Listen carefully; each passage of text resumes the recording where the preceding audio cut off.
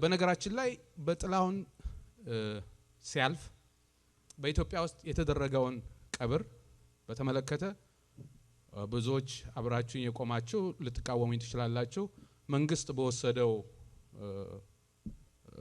አቋም ደስ ብሎኛል። ለጥላሁን የሰጠውና ክብር በጣም አመስገኛለሁ።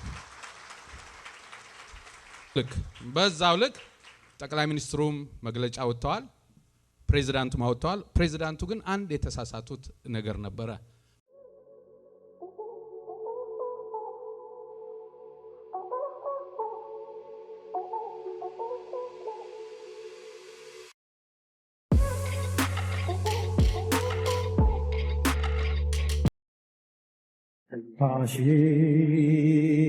ተቀርጾ ይቀመጥ ማልቀሻ። ሰላም ጤና ይስጥልኝ። ይህ የአማርኛ መጽሐፍት የዩቲዩብ የትረካ ቻናል ነው። በዚህ ቻናል ዘወትር ሰኞ፣ ረቡዕና አርብ ምሽት 3 ሰዓት ላይ የተመረጡ የአማርኛ መጽሐፍት ትረካዎችን ወደ እናንተ እናደርሳለን።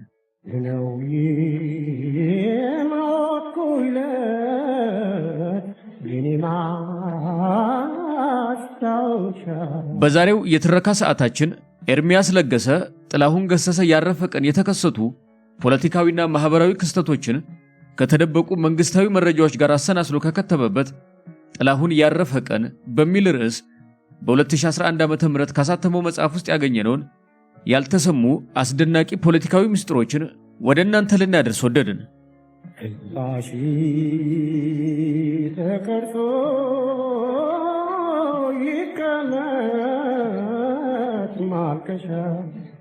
የአማርኛ መጽሐፍት ዝግጅት ክፍል የሙሉ መጽሐፍት ትረኮች የሚያቀርብበት ትረካ ተራኪው የተሰኘ አዲስ የዩቲዩብ ቻናል ከሰሞኑ እነሆ ለእናንተ ብሏል።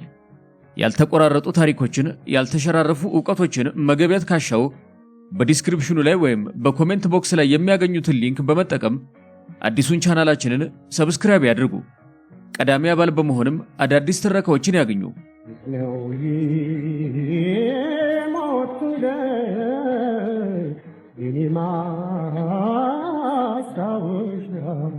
እነሆ የኤርሚያስ ለገሰ ጥላሁን ያረፈ ቀን።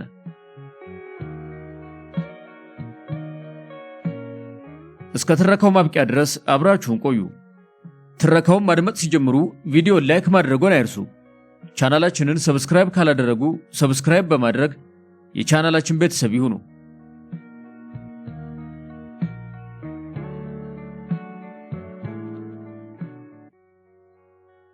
እኔና ሽመልስ ለማሳመኛ ይጠቅማሉ ያልናቸውን ማስረጃዎች ይዘን ወደ በረከት ቢሮ ሄድን።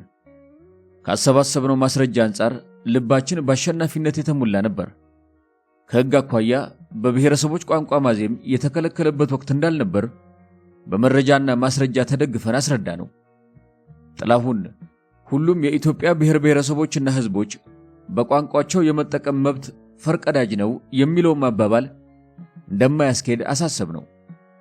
በነገስታቱ ዘመን በአጠቃላይ የነበረው ግንዛቤ በኢትዮጵያ ዘፋኝነት የሚናቅና ከህብረተሰቡ ዝቅ ተደርጎ የሚታይ እንጂ በብሔረሰብ ደረጃ ተከፋፍሎ የሚወገዝበት እንዳልሆነ ገለጥን። ከኪነ ጥበብ ሙያተኞችና ካሰባሰብነው የጽሑፍ ዶክመንቶች በመነሳት ንጉሠ ነገሥቱ የሀገረሰብ ሙዚቃ ቡድን አደራጅተው እንደነበር ገለጽን። ቡድኑን ሲመሩ የነበሩት አካላቶች የባህል ሙዚቃ መሳሪያ ተጫዋቾችና አዝማሪዎች ከመላ ሀገሪቱ በመመልመል የተቀጠሩ እንደነበር ነገር ነው። በንጉሱ ዘመን ከጥላሁን ገሰሰ በፊትም ሆነ በኋላ በተለያዩ ብሔር ብሔረሰቦች ዘፈኖች ሲቀነቀኑ እንደነበር አጫወት ነው። ዘፈኖችን በስም እየጠራን አስረዳ ነው። ለውሳኔም እንዲመቸው ከተለያየ ዶክመንቶች ያሰባሰብነው መረጃ በጽሑፍ አስደግፈን ሰጠ ነው። ያቀረብነው መረጃ ከብሔረሰቦች ዘፈን ተሻግሮ በኢትዮጵያ በነበሩ ስርዓታት የቋንቋ ፖሊሲ ምን ይመስል እንደነበር የሚያሳይ ነበር። በተለይም በደርግ ዘመነ መንግስት የብሔረሰቦች ጥናት ኢንስቲትዩት ያደረገውን ዝርዝር ጥናት ያደረጉባቸውን ሰነዶች በረከት እንዲያነባቸው ይዘን መተናል። የነበረውን እውነታ ከፈረሱ አፍ መስማት ሁኔታዎችን ለማመዛዘን ሊጠቅመው እንደሚችል አስበናል። እንደ እውነት ከሆነ በአጭር ጊዜ ውስጥ ለውሳኔ የሚያመች መለስተኛ ጥናት አድርገን መምጣታችንን አቋሙን ወደ ኋላ ለመመርመር እድል እንደሚሰጠውም ገምተናል።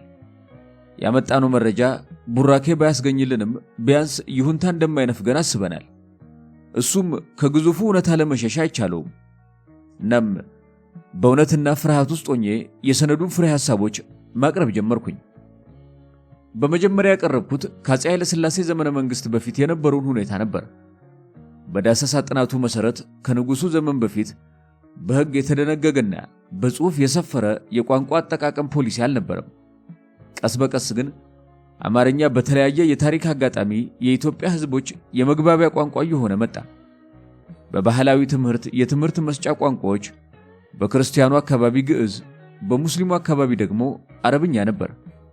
ሚስዮናውያን እንደ አካባቢው ሁኔታ በአማርኛ፣ በትግርኛ፣ በኦሮምኛ ወይም በሌላ የብሔረሰብ ቋንቋ ያስተምሩ ነበር። በአፄ ምኒልክ ጊዜ በ1908 ዘመናዊ ትምህርት ሲጀመር የመማሪያው ቋንቋ እንዳመችነቱ ግዕዝም፣ አማርኛም ፈረንሳይኛም ነበር። ስለዚህ በዚህ ዘመን የሀገር ውስጥም ሆነ የውጭ ቋንቋዎች እንዳመችነቱ ከመጠቀም በስተቀር ግልጽና ጥብቅ የቋንቋ አጠቃቀም መመሪያ አልነበረውም። የብሔረሰቦች ጥናት ኢንስቲትዩት ባልደረባ የነበሩት ዶክተር ኃይሉ አርአያ ካደረጉት ጥናት ሌላ የወሰዱት በአፄ ኃይለ ሥላሴ ዘመነ መንግሥት የነበረውን ሁኔታ ነበር። የንጉሠ ነገሥቱ የ1923 ሕገ መንግሥት ስለ ቋንቋ አጠቃቀም የሚደነግግ አንቀጽ አልነበረውም። ተሻሽሎ በወጣው የ1948 ሕገ መንግሥት ግን በ125ኛ አንቀጽ የንጉሠ ነገሥቱ ግዛት መደበኛ ወይም ኦፊሲዮል ቋንቋ አማርኛ በማለት ደንግጓል። ከዚህ በስተቀር ስለ ሌሎች ብሔረሰቦች ቋንቋ የተሰጠ ዝርዝር መመሪያ አልነበረም። ፍሬ ሐሳቦቹን እያቀረብኩ የበረከት ገጽታ ሰረቅ እያደረግኩ መለከት ነበር። በረከት መናደድ ሲጀምር አፍንጮን ይጎትታል። በተለይም ዶክተር ኃይሉ አርአያ ባልኩ ቁጥር የፈርዲናንድን እኩሌታ ርዝመት ያለው አፍንጫው እንደ ላስቲክ ይጎተታል። ከድርጊቱ በመነሳት ነቀፌታ እንደሚያደርስብኝ ብገምትም ያሰብኩትን ከማቅረብ ወደ ኋላ ማለት አልፈለኩም። እንደ መትረየስ አፍንጫውን ሊያደግን የሚችለውን የዶክተር ኃይሉን ሐሳብን እንደሚከተለው አነበብኩኝ። በአፄ ኃይለ ሥላሴ ዘመነ መንግሥት ከአማርኛ ሌላ በኦሮምኛ፣ በትግርኛ፣ በሶማልኛና በአፋርኛ የራዲዮ ፕሮግራሞች ይሰራጩ ነበር። በህትመት ደረጃም ከአማርኛ በተጨማሪ በትግርኛ፣ በአረብኛ፣ በፈረንሳይኛና በእንግሊዘኛ ጋዜጦች ይታተሙ ነበር። በመጨረሻም በወታደራዊው አስተዳደር ደርግ ዘመነ መንግሥት የነበረውን ሁኔታ አቀረብኩኝ። ዶክተር ኃይሉ ባቀረቡት ጥናት መሠረት በ1967 ጊዜያዊ ወታደራዊ አስተዳደር ደርግ ስልጣን ሲይዝ በብሔረሰቦች ቋንቋም በሶሻሊዝም መንፈስ በእኩልነት እንደሚከበሩ በመርህ ደረጃ ተገልጾ ነበር።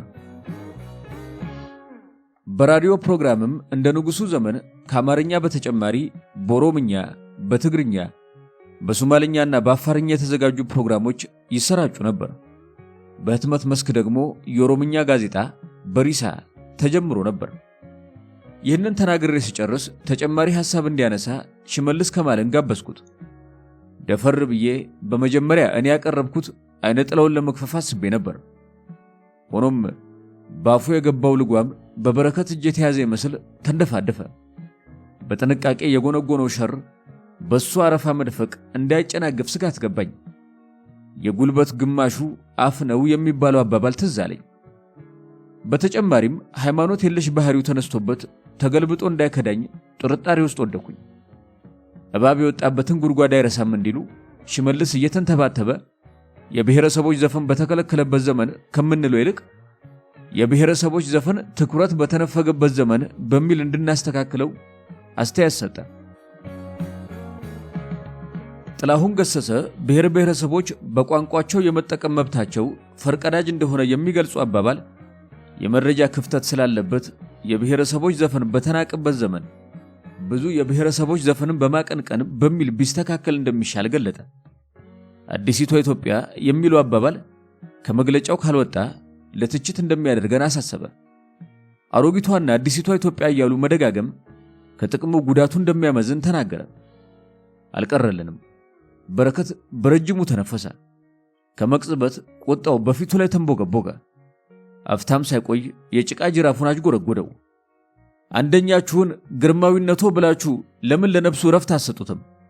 አንደኛችሁን በንጉሱ ዘመን የብሔር ብሔረሰቦች የራስን ዕድል በራስ የመወሰን መብት በሕግ ተረጋግጦ እንደነበር የሚያሳይ ጥናት ለምን አትሰሩም? አንደኛችሁን መንግስቱ ኃይለማርያም የብሔረሰቦች መብት ጠበቃ ብላችሁ ከሐረር አምጥታችሁ አሸልሙትም? አንደኛችሁን በኢትዮጵያ የብሔር ጭቆና አልነበረም የሚል ጥናት ሰርታችሁ ለምን ትምክህተኛውን አታስደፍቁትም? በማለት ጮኸብን። በረከት እያየሁት ሁለመናው ተለዋወጠ። ግንባሩን አጨራመተ፣ ጥርሱን አንቀጨቀጨ። ጂኒው ተነሳበት።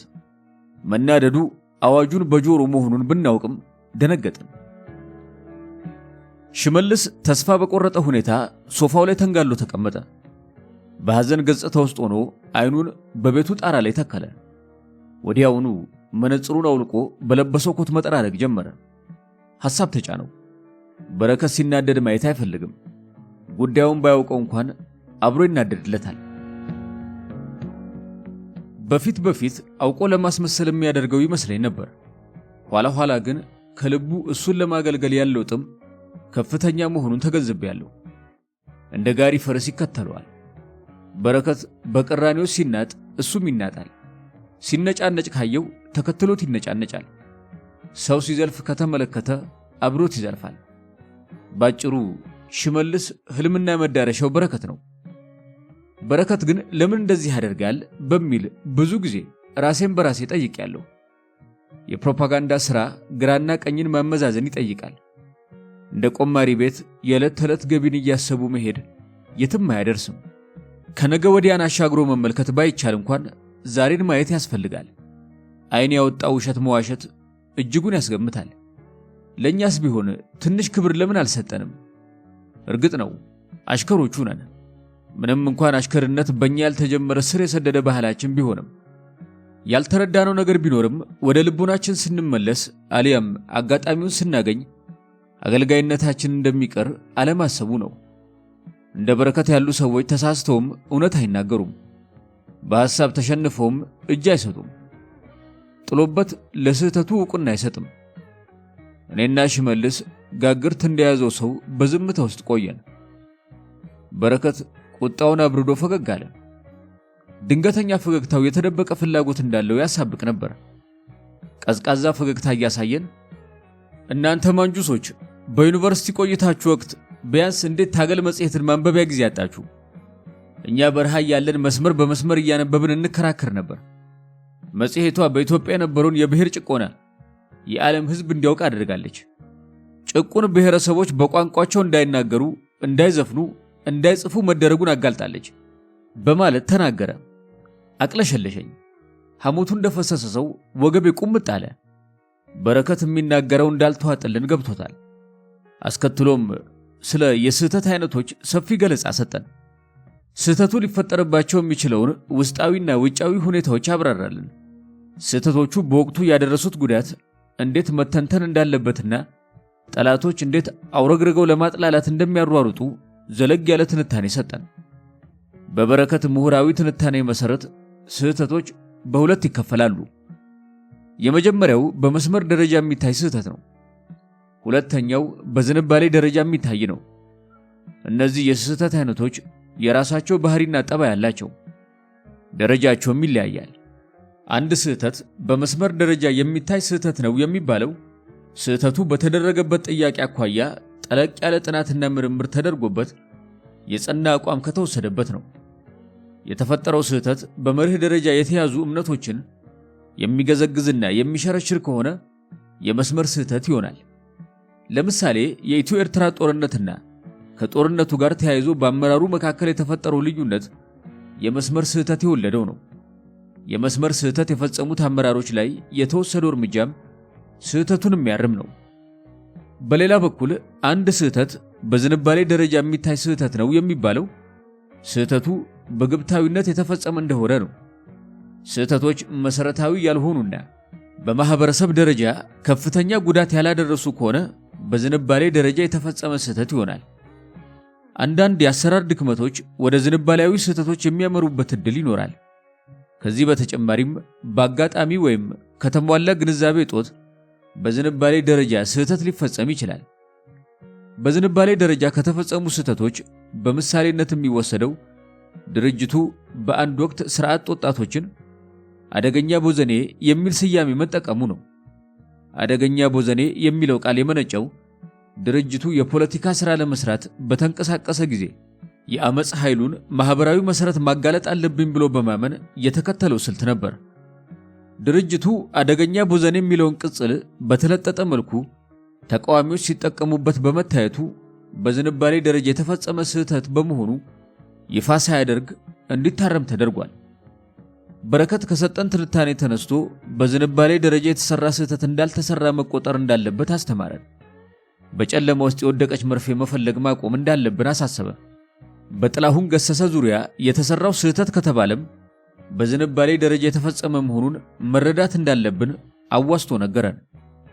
በማስከተልም በሚኒስትሮች ምክር ቤት ስም ለጥላሁን ገሰሰ የተጻፈው የሐዘን መግለጫ እንዲቀር ከጓዶች ጋር መመካከሩን ነገረን። ጓዶች ዘወትር በነጯ ስልክ የሚከሰተው አቶ መለስ መሆኑን ስለምናውቅ ትዕዛዙ ከየት እንደደረሰው ገባን። ሁኔታዎች ግልጽ እንዲሆንልኝ በማሰብ በረከት በሚኒስትሮች ምክር ቤት መግለጫ ላይ ብሔራዊ የመንግስት ቀብር ስነ ስርዓት እንደሚካሄድ የተገለጸው ይቀራል ማለት ነው? ሰንደቅ ዓላማው በቀብሩ ዕለት ብዬ ሳልጨርስ በረከት አቋረጠኝ። ቀደም ያነሳችሁትን የህጋዊነት ጥያቄ ጓዶችም ስላነሱ እንደዚህ አይነት መግለጫዎች እንዳይሰጡ ተስማምተናል። እናንተ ጋር ያለውን ወረቀትም ቀዳችሁ ጣሉት በማለት ተናገረ። አሁንም ያልጨረስኩት ጥያቄ ስለነበር ለአቶ መለስ የተጻፈውን ደብዳቤ ያገላበጥኩ የሰጠኸኝ የጠቅላይ ሚኒስትሩ የሐዘን መግለጫ ላይም ክቡር ዶክተር አርቲስት ጥላሁን ገሰሰ በህይወት ዘመኑ ያበረከታቸው አስተዋጽኦ ለሌሎችም አርቲስቶች አርአያ መሆን የሚገባው ነው። የኢፌዴሪ የሚኒስትሮች ምክር ቤት የአርቲስቱን ክብር በሚመጥን መልኩ ብሔራዊ የጀግና መንግስታዊ የቀብር ስነ ስርዓት እንዲፈጸም ሲወስን የአዲሲቷ ኢትዮጵያ ወጣቶች የአርቲስት ጥላሁን ገሰሰ አርአያ እንዲከተሉ በማሰብ ጭምር ነው ይላል አልኩት። ወረቀቱን ተቀበለኝ። ፊት ለፊቴ ቀዶ ቅርጫት ውስጥ ከተተው። ከሽመልስ ላይም ተቀብሎ ሸረካከተው። ደግነቱ የሁለቱም ኮፒ አስቀርቼ ስለነበር በመቀዳደሉ ያጣሁት ነገር ስለሌለ አልተሰማኝም። እንደ ልማድ ሆኖ የሚይዛቸው ዶክመንቶችም ሆነ የምጽፋቸው ደብዳቤዎች ኮፒ አስቀርቼ ይዛለሁ። የፓርቲ ጽሕፈት ቤት አክራሞቴ ካስተማረኝ ነገር አንዱ የዶክመንቶች ግልባጭ መያዝ ነው። እርስ በርስ መተማመን በሌለበት ፓርቲ ውስጥ አንዱ ራሱን መከላከያ መሳሪያ ተጨማሪ ዶክመንቶች መሰነጃ ፋይል ካቢኔት ማዘጋጀት ነው። በረከት ወደኔ እየተመለከተና ስሜን እየጠራ ከጥላሁን ገሰሰ ስራዎች ራሳችንን እናውጣ። በተቋቋመው የኮሚቴ አባልነት አንተና የባህል ቱሪዝም ምክትል ሚኒስትሩ መሐመድ ገአስ አባል ሆናችሁ ተሳተፉ። አንተ በኮሚቴው ስብሰባም ሆነ ውሳኔዎች ላይ አትገኝ። ሪፖርት ከመሐመድ ገአስ ተቀበል። አልፎ አልፎ ተስፋ የሚባለውን አርቲስት አግኘው። ከደወለልህ የጠቅላይ ሚኒስትሩ የሐዘን መግለጫ እንደደረሰን እንልክላችኋለን በለው። እስኪ ጠይቅህ አንተ ጋር ይቀመጥ። የመለስን የሐዘን መግለጫ ትንሽ ጨመቅ አድርገነዋል ካለኝ በኋላ መግለጫውን ሰጠኝ። በተቀመጥኩበት አነበብኩት። ቀድሞ ከተጻፈው 6 አንቀጽ ውስጥ ተቀንሶ በ2 አንቀጽ ብቻ እንዲሰፍር ተደርጓል። ሚያዝያ 12 ቀን 2001 ዓ.ም በአቶ መለስ ዜናዊ ስም የተጻፈው ደብዳቤ እንዲህ ይላል። ለአርቲስት ዶክተር ጥላሁን ገሰሰ ቤተሰቦች፣ አዲስ አበባ። የአርቲስት ዶክተር ጥላሁን ገሰሰ ዜና እረፍትን በሚመለከት የተሰማኝን ጥልቅ ሐዘን ስገልጽ በታላቅ አክብሮት ነው። አርቲስት ዶክተር ጥላሁን ገሰሰ የኢትዮጵያን ሙዚቃ ለመላው ዓለም በማስተዋወቅ ረገድ በሕይወት ዘመኑ ላበረከተው አስተዋጽኦ አገራችን በእጅጉ ከምትኮራባቸው ስመጥር ሰዎች ዘንድ የሚቆጠርና በአገራችን ሙዚቃ እድገት ላይ ቀዳሚና ከፍተኛ ቦታ የሚሰጠው ታላቅ ሰው ነው። አርቲስቱ በሕይወት ዘመኑ ለአገሩ በጎ አሳቢ፣ ለኢትዮጵያ ልማትና እድገት በዘርፉ የሚጠበቅበትን ሚና የተጫወተ አንጋፋ ሰው ነው።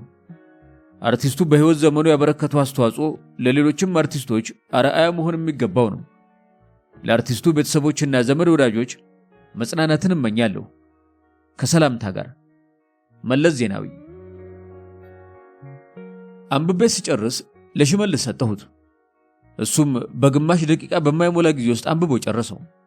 ወረቀቱን መልሶ እየሰጠኝና በረከትን እየተመለከተው የኢፌዴሪ ፕሬዝዳንትስ መግለጫ የሚቀየር ነገር ይኖረዋል በማለት ጠየቀው። በረከት በፈገግታ ውስጥ ሆኖ ጥሩ አድርገህ ጽፈዋል። ለፕሬዝዳንቱ ጽሕፈት ቤት የህዝብ ግንኙነት ኃላፊ በአስቸኳይ እንዲልክ ለፌዴራል ላይዘን ዳይሬክተር ለሆነው ሐዱሽ ካሱ ሰጥቼዋለሁ። የህዝብ ግንኙነቱ በራሱ እንዳዘጋጁ አድርጎ ለፕሬዝዳንቱ አማካሪ አሰፋ ካሲቾ ይሰጠዋል። ሐዱሽ ለአሰፋ ካሲቾ ይነግረዋል በማለት ምላሽ ሰጠ። ሽመልስ ባልጻፈው ነገር ጥሩ ጽፈዋል መባሉ ሳይከነክኑ አልቀረም። ይሄ የበረከት የተለመደ ተግባር መሆኑንም ላያውቅ ይችላል። ከኢህአዴግ ቢሮ ለመጣን ሰዎች ግን የሚገርመን አይደለም። አንዳንዴ ዜና የሚሰራው ሚኒስተር እያልን እንቀልድበታለን። መቼስ ጆሮ ለባለቤቱ ባዳ ነው። ከደቂቃዎች በኋላ በፕሬዝዳንት ግርማ ወልደ ጊዮርጊስ ስም የተጻፈውን ደብዳቤ ኮፒ ለሁለታችንም ሰጠን። አይኔ ተወርውሮ ሶስተኛው አንቀጽ ላይ አረፈ። የተለወጠ ነገር የለም። በድጋሚ በውስጤ እንዲህ በማለት አነበብኩት። ኢትዮጵያ የብዙ ብሔሮች ብሔረሰቦችና ህዝቦች ሀገር ብትሆንም በብሔረሰቦች ቋንቋዎች ማዜም በተከለከለበት ዘመን እንኳን የኦሮምኛ ዜማ በማቀንቀን አሁን በአገራችን ለሚታየው ሁሉም ብሔሮች ብሔረሰቦችና ህዝቦች በቋንቋቸው የመጠቀም መብት ፈርቀዷል ይላል። አንብቤ ሲጨርስ ይህንን ሐሳብ ፕሬዝዳንት ግርማ ወልደ ጊዮርጊስ እንደማይቀበሉት እርግጠኛ ሆንኩኝ። አይደለም በሶስት መንግስታት ባለስልጣን የሆነ ቀርቶ ለዓመታት አስኳላን የረገጠ ሰው የሚቀበለው መግለጫ አይደለም። መቶ አለቃ ግርማ ሳያነቡት ቢወጣ እንኳን ስበው ሊያስቀሩት የሚችሉበት ሁኔታ ሊኖር እንደሚችል ማመን ፈልጌያለሁ። በተለይ በአደባባይ ወጥቶ በህዝቡ ውስጥ አጀንዳ ከሆነ የሐዘን መግለጫውን መሳብ ብቻ ሳይሆን በይፋ ይቅርታ እንደሚጠይቁ በግማሽ ልቤ ገምቻለሁ። ግምቴ ትክክል አልነበረም። በስደት ህይወቴ በኢትዮጵያ ደራሲያን ማህበር አዘጋጅነት የኢትዮጵያ የሙዚቃ ንጉስ ጥላሁን ገሰሰ በሚል ርዕስ የተዘጋጀውን መጽሐፍ ደብዳቤውን ይዞ ወጣ። ደራሲያን ማህበሩ ባሳተመው በዚህ መጽሐፍ ገጽ 130 እና 131 ላይ የፕሬዝዳንት መቶ አለቃ ግርማ ወልደ ጊዮርጊስና የአቶ መለስ ዜናዊን የሐዘን መግለጫ ደብዳቤ ይዞ ወጥቷል። መጽሐፉ በደብዳቤዎቹ ይዘት ላይም የገለጸው ነገር የለም። የሚገርመው ነገር የኢትዮጵያ ደራሲያን ማህበር አዘጋጅ በሆነበት በዚህ መጽሐፍ ላይ የባህልና ቱሪዝም ሚኒስቴር እንዲሁም የታላቋ ብሪታንያ የኢትዮጵያ ኤምባሲ ደብዳቤን ባካተተ ሁኔታ ለቀብር አፈጻጸም በኮሚቴነት የተሳተፈውና በቴሌቪዥንና ራዲዮ የተነበበው የኮሙኒኬሽን ጽህፈት ቤት ደብዳቤ አልተካተተም። ለምን ቢባል የመንግስት አቋም የተገለጠበት የኮሙኒኬሽን ቢሮ የሐዘን መግለጫ የሚፈጥረው እሳት ይኖራል። ምናልባትም የኢትዮጵያ ደራሲያን ማህበርም ሆነ በመጽሐፍ ውስጥ በተራኪነት የተሳተፈችው የጥላሁን ገሰሰ ባለቤት ወይዘሮ ሮማን በዙ የመንግስት አቋም የተገለጠበትን መግለጫ ኮንነው ቢናገሩ ኑሮ የዚህ መጽሐፍ ጸሐፊም በሌላ ጉዳይ ላይ ያተኩር ነበር። ራሱን የቻለ በአርቲስት ጥላሁን ገሰሰ ላይ ያተኮረ መጽሐፍም በቁጭት ወደ ማዘጋጀት ባልገባ ነበር። እንደ እውነቱ ከሆነ ታሪክ በእንደዚህ አይነት ትልልቅ ተቋማት ተዛብቶ ሲቀርብ የሚጎዳው ግለሰብን አይደለም፣ የሚጎዳው የኢትዮጵያን ታሪክ ነው። የልጅ ልጆቻችን ታሪክ ለማጥናት መጽሐፍ ለማገላበጥ ቢፈልጉ የሚያገኙት እንዲህ አይነት እውነት የተደበቀበትና የተዛባበት መጽሐፍት ከሆነ ውጤቱ አገርና ትውልድን መግደል ነው። በቆረጣ ላስገባሁት ወግ ይቅርታ ልጠይቅና ወደ አቆምኩበት ልመለስ። በበረከት ቢሮ ውስጥ እኔና ሽመልስ ተገኝተን በአርቲስት ጥላሁን ገሰሰ የሐዘን መግለጫዎች ላይ እየተነጋገርን ነበር። በውይይታችን በሚኒስትሮች ምክር ቤት ሊወጣ ተዘጋጅቶ የነበረውና የመንግስታዊ የቀብር ስነ ስርዓት የሚገለጽበት መግለጫ ሙሉ በሙሉ መቅረቱ ተነግሮናል። በእጃችን ያለውን መግለጫም ቀዳደን እንድንጥል ማስጠንቀቂያ ደርሶናል። በአቶ መለስ ዜናዊ ስም የተዘጋጀው ደብዳቤ ተጎማምዶ ቀድሞ ከነበረው ቀኝ ወደ ኋላ ዞሯል።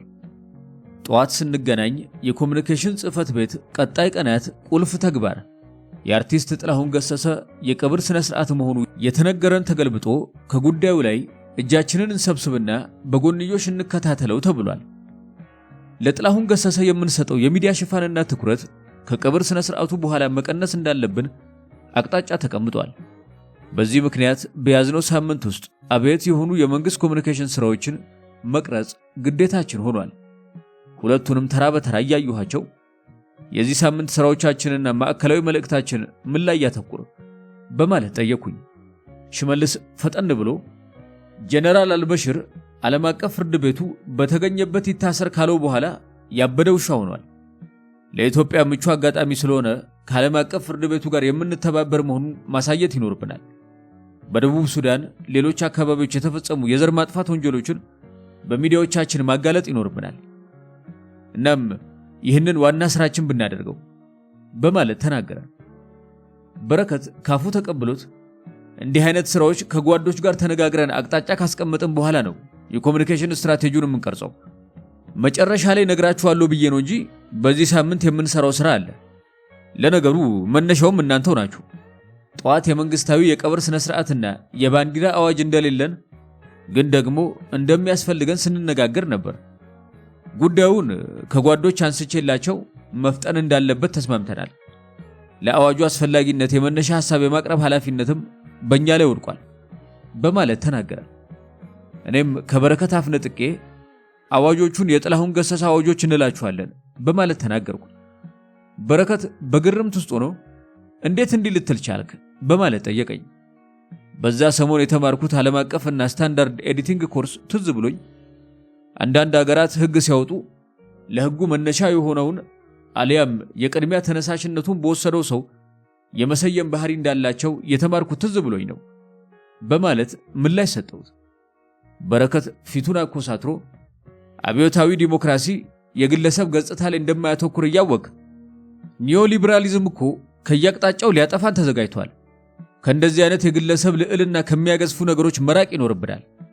አሁን የምናወጣው የባንዲራም ሆነ የመንግስታዊ የቀብር ስነ ስርዓት አዋጅ ከግለሰብ ጋር የተያያዘ አይደለም። በአንድ በኩል እኛ የምንጠቀምበት ባለኮከብ ባንዲራ በኪራይ ሰብሳቢዎች ቅስቀሳ ምክንያት ህዝቡም ሊቀበለው አልቻለም። በሌላ በኩል ልሙጡ ባንዲራ የጀግንነትና የነጻነት ምልክት ተደርጎ እየተወሰደ ነው። እንደዚህ አይነት ዝንባሌዎች በህግ ካላሰርናቸው ለወደፊት አደገኛ ይሆናሉ። መንግስታዊ የቀብር ስነ ስርዓት የሚለውም ተቋማዊ ምላሽ ማግኘት አለበት በማለት ተናገረ። ሽመልስ በተራው እንደውም ዘግይቷል። በየቦታው በባንዲራው ላይ ያለው ጥላቻ እየጨመረ ሄዷል። አስገዳጅ ህግ ካላስቀመጥንና ህጉን በሚጥስ ላይ ከበድ ያለ ቅጣት ማሳረፍ ካልቻልን ከቁጥጥር ውጪ ሊወጣ ይችላል በማለት ድጋፉን አሳየ። በረከት ትንሿ ደብተሩን እየገላለጠ ማስታወሻ እንድንይዝ ቀስ ብሎ ገለጻ መስጠት ጀመረ። እኔም የጥላሁን አዋጆች የሚል ርዕስ ሰጥቼው ማስታወሻ መውሰድ ጀመርኩኝ። ከዛች ቀን በኋላ እኔና ሽመልስ ስለ ህጎቹ ስንነጋገር የጥላሁን አዋጆች እያልን ነበር። እነሆ የአርቲስት ጥላሁን ዜና እረፍት በሆነበት ሚያዝያ 12 ተጠንስሰው ነሐሴ 22 2001 እና መስከረም 3 2002 ዓ.ም የወጡት የሰንደቅ ዓላማ አዋጅና የመንግስት ባለስልጣናት መብቶችና ጥቅማ ጥቅሞች አዋጅ የሚከተለው ይዘት እንዲኖራቸው ተደረገ። የሰንደቅ ዓላማ አዋጅ ያስፈለገበት የተለያዩ ምክንያቶች እንዳሉ በአዋጁ ላይ እንዲሰፍር ተደረገ። የመጀመሪያው ምክንያት ቀደም ሲል የወጡና በሥራ ላይ ያሉት ህጎች ሰንደቅ ዓላማን በሚመለከት ያልተሸፈኑና ያልተመለከቱ ጉዳዮች መኖራቸው ነው። ሁለተኛው ምክንያት ለሕገ መንግሥቱ አፈጻጸም ሰንደቅ ዓላማንና አርማን የሚመለከቱ ዝርዝር ጉዳዮችን የሚወስንና ቀደም ሲል የነበሩትን የተለያዩ ህጎች በአንድ ላይ የሚያጠቃልል አንድ ራሱን የቻለ ህግ ማውጣቱ አስፈላጊ ሆኖ በመገኘቱ ነው። ሶስተኛው የአዋጁ መውጣት አስፈላጊነት የሰንደቅ ዓላማ አጠቃቀምና ስነ ስርዓት በህግ መመራት ስላለበት እንደሆነ ይገልጻል። በሰንደቅ ዓላማ አዋጅ ውስጥ እንዲካተቱ ከተደረጉት ውስጥ ደግሞ ብሔራዊ የሰንደቅ ዓላማ ቀን እየተባለ የሚጠራ በየዓመቱ መስከረም በገባ 2 ሳምንት ሰኞ በአገር አቀፍ ደረጃ መከበር እንዳለበት ተደነገገ። ህጉን የሚተላለፍ ቅጣት በተመለከተ ሰንደቅ ዓላማውን በዚህ አዋጅ በተደነገገበት መሰረት አርማውን ሳያካትቱ መጠቀም፣ ሰንደቅ ዓላማው ላይ ቃላትን መጻፍ፣ ሌሎች ምልክቶች ወይም አርማዎችን መጠቀም፣ ለሰንደቅ ዓላማው ተገቢ ክብር አለመስጠት፣ ህዝብ በተሰበሰበበት ቦታ ሰንደቅ ዓላማውን በጽሑፍ ወይም በቃላት ወይም በድርጊት ወይም በሌላ በማንኛውም አኳኋን መድፈር ወይም ማዋረድ የተፈጸመ እንደሆነ እስከ 5000 ብር በሚደርስ የገንዘብ መቀጫ ወይም 1 ዓመት ከ6 ወር በሚደርስ ጽኑ እስራት የሚያስቀጣ እንዲሆን ተደነገገ። በሰንደቅ ዓላማ አዋጅ ምዕራፍ 22 ላይ በብሔራዊ ሐዘን ጊዜ ስለሚኖር የሰንደቅ ዓላማ ስነ ስርዓት በሚል ርዕስ ላይ የሚከተለው ተደነገገ። በኃላፊነት ላይ ያለ ወይም ከኃላፊነት የተነሳ የኢፌዴሪ ፕሬዝዳንት ወይም ጠቅላይ ሚኒስትር ወይም ምክትል ጠቅላይ ሚኒስትር ከዚህ ዓለም በሞት የተለየ እንደሆን የሪፐብሊኩ ሰንደቅ ዓላማ በሚታወጀው ብሔራዊ የሐዘን ቀን ዝቅ ብሎ እንዲውለበለብ ይደረጋል። ከላይ ከተመለከቱት ሰዎች ውጪ ብሔራዊ የሐዘን ቀንና ሰንደቅ ዓላማው ዝቅ ብሎ የሚውለበለብባቸው ሁኔታዎች በኢትዮጵያ ፌዴራላዊ ዲሞክራሲያዊ ሪፐብሊክ የሕዝብ ተወካዮች ምክር ቤት በውሳኔ የሚያልፍ ይሆናል። ከላይ በተጠቀሰው ድንጋጌ መሰረት በሚፈጸም የቀብር ስነ ስርዓት ቀብሩ ከመፈጸሙ በፊት በአስክሬኑ ሳጥን ላይ ያረፈ ሰንደቅ ዓላማ በተገቢው ስነ ስርዓት ተጣጥፎ መነሳት ያለበት ሲሆን በማንኛውም መልክ መሬት እንዲነካ መደረግ የለበትም ይላል። ከኃላፊነት የተነሳ ፕሬዝዳንት፣ ጠቅላይ ሚኒስትር ወይም ምክትል ጠቅላይ ሚኒስትር ከዚህ ዓለም በሞት ሲለይ ከዚህ ዓለም በሞት መለየቱ እንደ ሁኔታው በወቅቱ ፕሬዝዳንት፣ ጠቅላይ ሚኒስትር ወይም ምክትል ጠቅላይ ሚኒስትር በመንግስት የመገናኛ ብዙሃን ለኢትዮጵያ ሕዝብ ይነገራል። በመላው አገሪቱ የአንድ ቀን ብሔራዊ የሐዘን ቀን ይታወጃል። የአገሪቱ ሰንደቅ ዓላማ በፌዴራልና በክልል መስሪያ ቤቶች ህንፃዎች፣ በትምህርት ቤቶች፣ ሆስፒታሎች፣ በመከላከያ ቢሮዎችና ውጭ አገር ባሉ የአገሪቱ ኤምባሲዎች ዝቅ ብሎ ይውለበለባል። ለአስክሬኑ ሙሉ ወታደራዊ የክብር አጀብ ይደረግለታል። የቀብር ስነ ስርዓቱ ወጪ በመንግስት ይሸፈናል ይላል የጥላሁን ገሰሰ አዋጅ። የጥላሁን ገሰሰ አዋጆች በኢትዮጵያ ምድር ለመጀመሪያ ጊዜ ወደ ተግባር የተለወጡት ባልተጠበቀ ሁኔታ በአቶ መለስ ዜናዊ ሞት ላይ ነው። አዋጁም በርካታ ጥሰቶች ደረሱበት። ለአንድ ቀን ሰንደቅ ዓላማ ዝቅ ብሎ ይውለበለባል እንዳልተባለ በአንዳንድ አካባቢዎች ለወራት ዝቅ ብሎ ተውለበለበ። በአዋጁ ላይ በመላው ኢትዮጵያ ለአንድ ቀን ብሔራዊ የሐዘን ቀን ይታወጃል ቢልም ለሳምንታት ታውጆ የመንግስት ሥራ እስኪቆም ድረስ ዘለቀ። በቀናት ውስጥ የጓለማውታ ልጆች የሆኑት እነ በረከት ስምዖን ለወራት መደበቂያቸውን ብሔራዊ ሐዘኑን አደረጉ። በረከትን ለጊዜው ተሰናብተን ቢሮዬ ስደርስ ስለ በረከት ማሰብ ጀመርኩ። አስተዳደጉ ምን እንደሚመስል ወደ ኋላ በመሄድ ቃኘው። ስብዕናው በምን መልኩ እንደተገነባ አሰላሰልኩ። ዘላለሙን ተንኮልና ቂም አዝሎ እንዲዞር ምክንያቱ ምን እንደሆነ በስነ ልቦናዊ መንገድ ተመለከቱ። በቅርብ እንዳየሁት ከሆነ የበረከት የቂም ቁስል ለዘመናት ተዳፍኖ የኖረ ነው። የተለያየ ጊዜያትን እየጠበቀም ያመረቅዛል። በዚህ ወቅት እየጠበቀ በሚያመረቅዘው ቁስል ዕድሜ ልኩን ይሰቃያል። ዛሬም ባላሰበውና ባልጠበቀው ስልጣን ላይ ሆኖ ያሻውን እያደረገ ከስቃዩ ነፃ መሆን አልቻለም። እንዲያውም ዕድሜው በገፋ ቁጥር ለባሰና ለከፋ ቂም በቀል ራሱን የሚያዘጋጅ ሰው ሆነ። ይህን የበረከት ጠባይ ካስተዳደጉ ጋር አጣምሮ ማየት ያስፈልጋል። ከበረሃ ጀምሮ በቅርብ የሚያውቁት የጫካ ጓዶቹ በረከትን በተበቃይነት በማድባትና ዋሾነት ይገልጹታል። ወደ ጫካ የገባ የመጀመሪያ ሰሞን የትግራይ ነፃ አውጪን ግንባር የመበቀል ከፍተኛ ፍላጎት ነበረው። በተለይ ኢህአፓ ውስጥ በነበረ ሰዓት የተበቃይነት ስሜቱ መንፈሱን እየረበሸው በደህና ተኝቶ ማደር የማይችልበት ሁኔታ ተፈጥሮ ነበር። በረከት ተወልዶ ያደገው በጎንደር ከተማ ነው። አባቱ ገብረ ሕይወትና እናቱ ወይዘሮ ሐዳስ ይባላሉ። አቶ ገብረ ሕይወት በእጅ ሙያ የሚተዳደሩ በመሆናቸው በድፍን የጎንደር ሕዝብ ይታወቃሉ። የበረከት ቤተሰቦች የትውልድ ሐረግ የሚመዘዘው ከኤርትራ በመሆኑ በተወሰነ መልኩ የመጤነት ስሜት ይታይበት ነበር። በተጨማሪም በወቅቱ የህብረተሰቡ የእድገት ደረጃ የእጅ ሙያተኞች በማህበረሰብ ውስጥ የሚሰጣቸው ደረጃ ዝቅተኛ በመሆኑ በበረከት ቤተሰቦች ዘንድ የበታችነት ስሜት የተጋረደበት ነበር። ይህም ሆኖ አባቱ ገብረ ሕይወት በጎንደር ሕዝብ ዘንድ ተወዳጅ ነበሩ። ቆርቆሮ ሲያፈስ ተፈልገው የሚጠሩት እሳቸው ናቸው። የወራጅና ማገር እንጨት መምረጥ ሲፈለግ የቅድሚያ ምርጫ እሳቸው ናቸው። በአናጢነትና በግንበኝነት ብዙዎችን ያስከነዳሉ። ያለማጋነን አቶ ገብረ ሕይወት ለጠራቸው ሁሉ አቤት በማለት ቅን ታዛዥና አገልጋይ ሆነው ያለፉ ሰው ናቸው። በረከት ከልጅነቱ ጀምሮ ጓደኞቹን በማቄል የታወቀ ነው። አንድ ነገር አይቶ ለማብራራት ካየበት ሰዓት እጥፍ ይፈጅበታል። ለአንደበት የሚጥሙ ወጎችን በማምጣት አብሮ አደጎቹን አፍ ያስከፍት ነበር። በዚህ ምክንያት ውዳሴ ፈላጊነት ከወጣትነቱ ጊዜ ጀምሮ አዳበረ። ይህም ሁሉን ነገር አውቃለሁ የማለት በሽታ እንዲጠናወተው በር ከፈተ። በሌላ በኩል በረከት ትምህርት ጠል ነበር። በዚህ ምክንያት በመደበኛ ትምህርት ከ11ኛ ክፍል ማለፍ አልቻለም። ለጨዋታና ወግ ፈጣን የነበረው አእምሮ ለአስኳላ ሕይወቱ አልጠቀመውም። ፓስተር ባደግ እግዚአብሔር ይስጠውና ከ11ኛ ክፍል አስወንጭፎ የተቋም አመራር ማስትሬት ሸልሞታል። በፓርላማ ለሹመት ሲቀርብ አቶ ኃይለ ማርያም በለበጣ ፈገግታ ታጅቦ ከግሪንዊች ዩኒቨርሲቲ በኦርጋናይዜሽን ሊደርሺፕ ማስትሬት ዲግሪ በማለት አሞግሶታል። የዛሬን ያደርገውና ታዲያ የዚያ የፓርላማ ሹመት ዕለት ልዩ ድምቀት የሰጡት አንጋፋው አቶ ቡልቻ ደመቅሳ ነበሩ። አቶ ቡልቻ አንገታቸውን አጎንብሰው እንዴት የኢህአዴግ ቁልፍና የተማረ ሰው በጽህፈት ቤት ደረጃ ዝቅ ብሎ ይሰራል በማለት ሸንጎን አስቀውታል። መቼም አቶ ቡልቻ የኮሙኒኬሽን ጽህፈት ቤት የጠቀለለው ድብቅ ስልጣን ከጠቅላይ ሚኒስትሩ ቀጥሎ መሆኑን ሳይረዱት ቀርቶ አይደለም። ወደ በረከት የልጅነቱ ህይወት ስንመለስ ካሳሁን ገብረ ሕይወት ለሚባለው ታላቅ ወንድሙ ከፍተኛ አድናቆት ነበረው። በፖለቲካ አመለካከትም ተጽዕኖ አሳድሮበታል። የኢህአፓ አባል የነበረው ካሳሁን በረከትን ወረቀት በመበተንና መልእክት በማድረስ ያሰማራው ስለነበር በሂደቱ ግንዛቤ ነበረው። የኢህአፓን አካሄድ ለማወቅ አግዞታል። ቀን ቀናትን ወልዶ የፖለቲካ ግለቱ ሲሟማቅ አንድ መጥፎ መርዶ በአቶ ገብረ ሕይወት ቤት ተሰማ። ካሳሁን ገብረ ሕይወት መስዋዕቱ ተሰማ። የገደሉት ደግሞ የትግራይ ህዝብ ነፃ አውጪ ግንባር ትህነግ ወይም ህወሓት መሆኑ ታወቀ።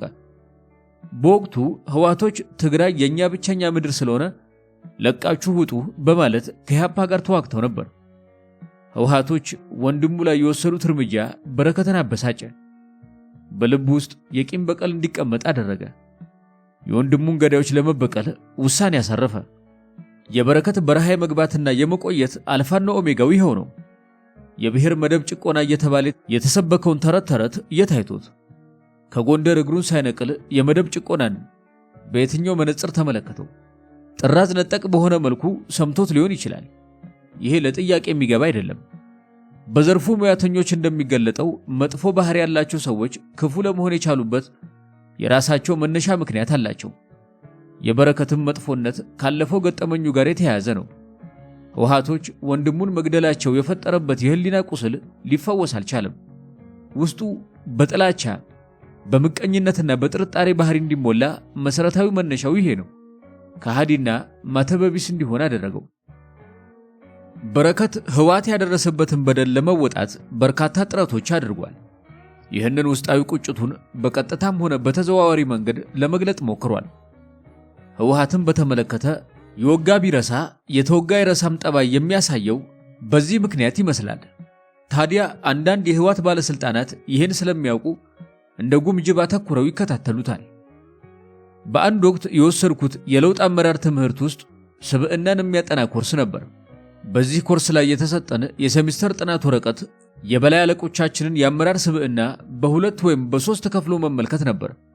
የመጀመሪያው ኤክስትሮቨርት ሊደር ይባላል።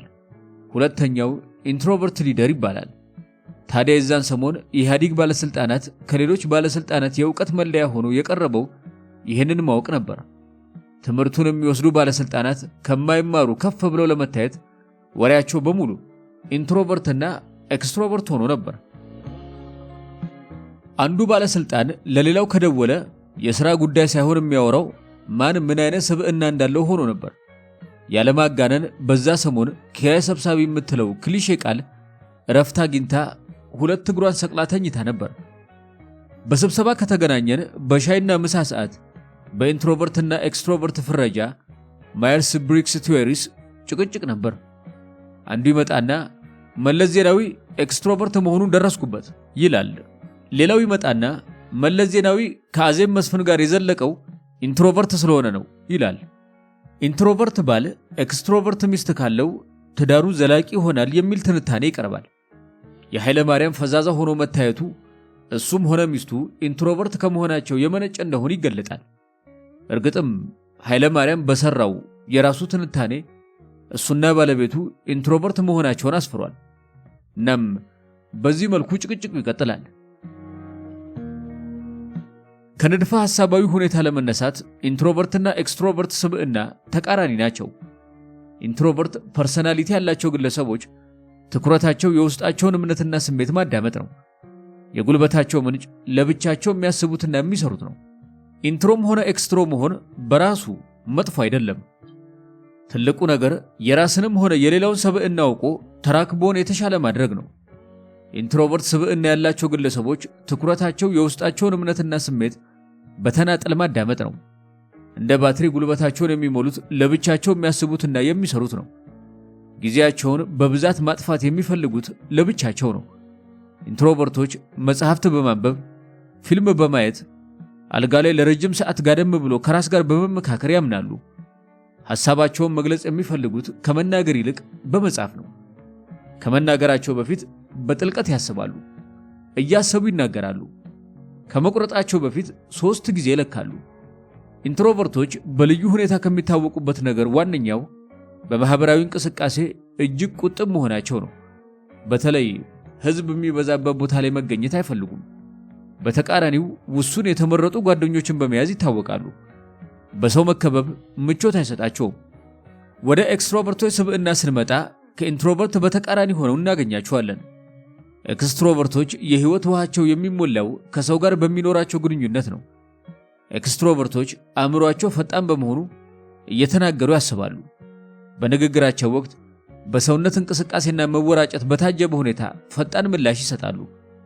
ኤክስትሮቨርቶች በርካታ ኔትወርክ መፍጠር ስለሚችሉ ህዝባዊ ንቅናቄ ለመፍጠር ተመራጮች ናቸው። በዚህ ምክንያት አብዛኛው የህብረተሰብ ክፍል መሪው አድርጎ ይቆጥራቸዋል። በትዳር ህይወትም 2 ኢንትሮቨርቶች ከተጋቡ እርስ በራስ የመግባባትና መደማመጥ ዕድላቸው ሰፊ ነው። በዚህ ምክንያት በመካከላቸው ግጭት የመከሰት ዕድሉ ዝቅተኛ ነው። በሌላ በኩል ወንዱ ኢንትሮቨርት ሆኖ ሴቷ ኤክስትሮቨርት ከሆነች የሴቷ ጉልበት ከፍተኛ ይሆናል። በዚህ ምክንያት ባለቤቷን ደካማና ፈዛዛ አድርጋ ስለምትቆጥረው ልታፍርበት ትችላለች። ፍላጎቷንም የሚያሟላላት አይመስላትም። በዚህ ምክንያት አባወራው ለራሱ ያለው ክብር እየቀነሰ በመሄድ በሚስቱ የመሰላቸት ሁኔታ ሊያዳብርም ይችላል። ሁለቱም የትዳር ጓደኞች ኤክስትሮቨርት ከሆኑ ደግሞ መኖሪያ ቤታቸው በግጭት የተሞላ የጨረባ ተስካር ሊሆን ይችላል። ሁለቱ ጥንዶች እርስ በራስ የማይደማመጡ ጩኸታሞች ሊሆኑ ይችላሉ። በዚህ ምክንያት መዘራጠጡ ሰፊ ስለሚሆን መከባበር ላይኖር ይችላል። ሁለቱም የውጭ ሰው በመሆናቸው ቤታቸውን መመልከት ሊሳናቸው ይችላል። ሙት ማንሳት አይሁንብኝና የአቶ መለስ ዜናዊንና የወይዘሮ አዜብን ቁርኝት ያጠናን ካድሬና ባለስልጣን ተማሪዎች ለዚህ አገላለጥ እንደ ምሳሌ ወስደናቸው ነበር። በነገራችን ላይ ሁሉም የኮርሱ ተማሪዎች በክፍል ውስጥ ለ1 ሳምንት ሰርተን እንድናቀርብ ከመምህራችን የተሰጠን የቤት ሥራ የመለስ ዜናዊ ስብዕና ማጥናት ነበር። ከ100 በላይ ተማሪዎች በተናጠል የሰራነው የክፍል ሥራ በ2 ገጽ ተጨምቆ በድጋሚ አስተያየት ሰጥተንበት ነበር። ጭማቂው ላይ 1 ቀን ሙሉ ጭቅጭቅ አዘል ክርክር ተካሂዶ ነበር።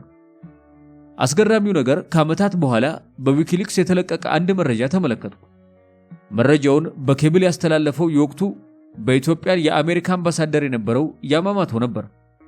ያማማቶ ለአሜሪካ የውጭ ጉዳይ መስሪያ ቤት ከላከው የምስጢር መረጃ ውስጥ የመለስ ዜናዊ ስብዕናንም ይገልጽ ነበር። አምባሳደር ያማማቶ በላከውና እኛ በክፍል ውስጥ በሰራነው ጥናት መካከል የቃላት እንኳን ልዩነት አልነበረም። በወቅቱ በጣም ገርሞኝ ነበር። የምንማርበት አዙሳ ፓሲፊክ ዩኒቨርሲቲ የአሜሪካኖቹ ነው። አንዳንድ ጊዜ ከአሜሪካን የሚመጡት መምህራኖች የአገሪቷ ባለስልጣናት ናቸው። በኮርሱ መሃል ኤምባሲያቸው ደርሰው እንደመጡ በአጋጣሚ የሚያጫውቱን አግራሞቴን እጥፍ ያደርገዋል። እኛ ያጠናነውን እነሱ ለምስጢራዊ ስራቸው እንዴት እየተጠቀሙበት እንደሆነ በመደነቅ ተመልክቻለሁ። እኔም እንዳቅሚ ለዋናው የሴሚስተር ወረቀት በኢህአዴግ ቢሮ ለ5 ዓመት የበላይ አለቃዬ በነበረው በረከት ስምዖን ላይ እንዲያተኩር አደረጉ። በወቅቱ የሥራ ባልደረባ የነበረውና እግር በእግር የሚከታተለኝ የህዋቱ ታጋይ ይስሐቅ አበራ ወይም ቆሪጥ ማን ላይ እንደምሰራ አጥብቆ ጠይቆኝ ነበር። እኔም አመጣጡ ስለገባኝ የበላይ አለቃዬ ሚስቴ ኬ ስለሆነች እሷ ላይ እየሰራሁ ነው አልኩት። በግል ግምገማ ወቅት በፈሪነትና ድርባይነት ከሰሰኝ። ፍላጎቱ ስለገባኝ በሚስቴ ኬ ላይ ሙጭጭ እንዳልኩ ተለያየን። ወረቀቴን ለማግኘት ያደረገው ጥረት ሳይሳካ ቀረ። የሆነው ሆኖ በረከት ስምዖን ላይ ያተኮረው የ4 ወራት ጥናቴ አብሮ አደጎቹን አብራኝ ለ2 ዓመት የሰራችውን አሰፉ ፈንቴን፣ የጫካ ጓዶቹ የሆኑት ህላዊ ዮሴፍ፣ ታደሰ ካሳ ጥንቅሹ፣ ፍሬህይወት አያሌው፣ ሴኮትሮ ጌታቸው፣ ካሚል አህመድ፣ ፍስሐ ዘሪሁን ማአሲ፣ የማስታወቂያ ሚኒስትር ብርሃን ኃይሉ፣ የረጅም ጊዜ ጸሐፊው መንበረ ጌጡንና ቦዲጋርዱን ያጠቃለለ ነበር።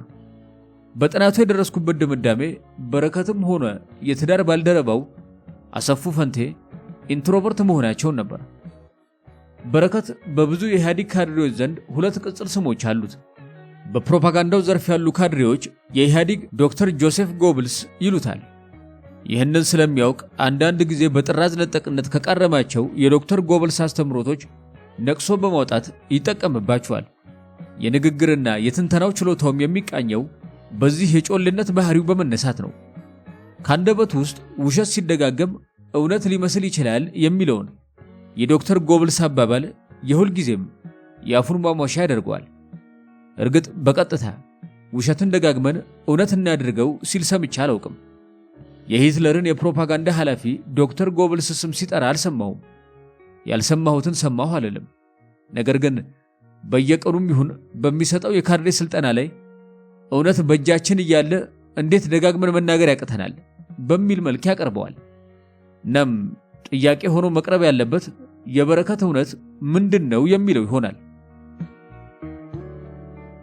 እርግጥ የበረከት እውነት ምንድነው? ይዘቱስ ምን ይመስላል? ተደጋግሞ መገለጽ ያለባቸው የበረከት እውነቶች በራሱ መጽሐፍ ላይ በድፍረት የተገለጹ ናቸው። ቀዳሚው በአቶ መለስ ቆራጥ መሪነት ኢትዮጵያ ከማሽቆልቆል ወጥታ ሽቅብ ዳገቱን በመውጣት የአፍሪካ ነብር መሆኗ ነው። አቶ መለስ ኢትዮጵያ ካሸለበችበት ረጅም እንቅልፍ ቀስቅሶ በምስራቅ አፍሪካ ብቻ ሳይሆን በአፍሪካም ባለከባድ ሚዛን አገር እንድትሆን ማድረጉ ነው። አንድ በሉልኝ። የበረከት እውነት የኢትዮጵያ ከተሞች በመለስ ራዕይ ትንሣኤያቸው መበሰሩ ነው። የበረከት እውነት አገራችን ኢትዮጵያ በሚያስጎመጅ ሁኔታ ውስጥ በመገኘቷ ሕዝቧ ሁለንተናዊ ለውጥ ውስጥ መግባቱ ነው። የኢትዮጵያ ሕዝብ በሚያየው ለውጥ በመደሰቱ ምክንያት ፍላጎቱ እየጨመረ መሄዱ ነው። በመላው ኢትዮጵያ ሕንፃዎች ማታ ማታ ተዘርተው እንደ እንጉዳይ ጠዋት የበቀሉ የሚመስሉ አስጎምጅ ሁኔታ ላይ ነን። ሁለት በሉልኝ።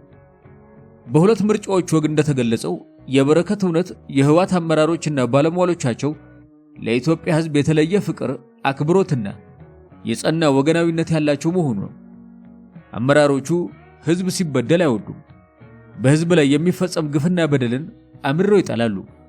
ከባድ መስዋዕትነት ቢጠይቅም ባይጠይቅም የሚጠሉትን ግፍና በደል በጽናት ይታገላሉ። ለኢትዮጵያ ሕዝብ ሲሉ የመስዋዕትነት ጽዋ የሚጎናጸፉ ናቸው። 3 በሁለት ምርጫዎች ወግ መጽሐፍ እንደገለጠው የበረከት እውነት የህወሓት አመራሮችና ባለሟሎች ስልጣንን ለሕዝብ ጥቅም እንጂ ለራስ ጥቅም ማካበቻ ማድረግ የለብንም ብለው በጽናት ያመኑና ይህንንም ወደ ተግባር ለመቀየር ያለ መሰልቸት የሰሩ ናቸው። ስልጣንን የሀብት መቀራመቻ ሳይሆን አገር መለወጫ መሳሪያ በማድረግ በኢትዮጵያ እጅግ በጣም ፍትሃዊ ሊባል የሚችል ፈጣን እድገት እንዲመጣ ለማድረግ የበቁ ናቸው። እንግዲህ የበረከት እውነቶች ከብዙ በጥቂቱ ከላይ የተገለጹትን ይመስላሉ። ሳንሰለች ደጋግመን ማስተጋባት አለብን በማለት የሚናገራቸው የእሱ ሐቆች ከላይ የተገለጡትን ነው። በዚህ እምነት የተነዳው በረከትና ተከታዮቹ የሚያቀርበው የራሱ እውነታ እሱን እያደነዘዘ በራሱ እንዲኩራራ አደረገው። ራሱ በፈጠረው ፕሮፓጋንዳ እስረኛ ሆነ። ከማንም በቀደመ የፕሮፓጋንዳው ሰለባ እሱ ሆነ። ሐቁ ግን ሌላ ነበር። በሌላ በኩል በመንግስት መዋቅር ውስጥ ያሉ ባለስልጣናትና ካድሬዎች ደግሞ ጓድ በረከትን የመለስ ማኪያቬሊ ይሉታል። እንደሱ አይነት የለየለት ኩሸታም በኢትዮጵያ መንግስታዊ ስርዓት ውስጥ ተፈጥሮ እንደማያውቅ ይመሰክራሉ። እንደ በረከት ጭካኔን ደግነት፣ ካንሰርን ጉንፋን፣ ቁልቁለትን ዳገት፣ ረሃብን ጥጋብ፣ ሐዘንን ደስታ አድርጎ የሚገልጽ እንደሌለ እምነታቸው ነው።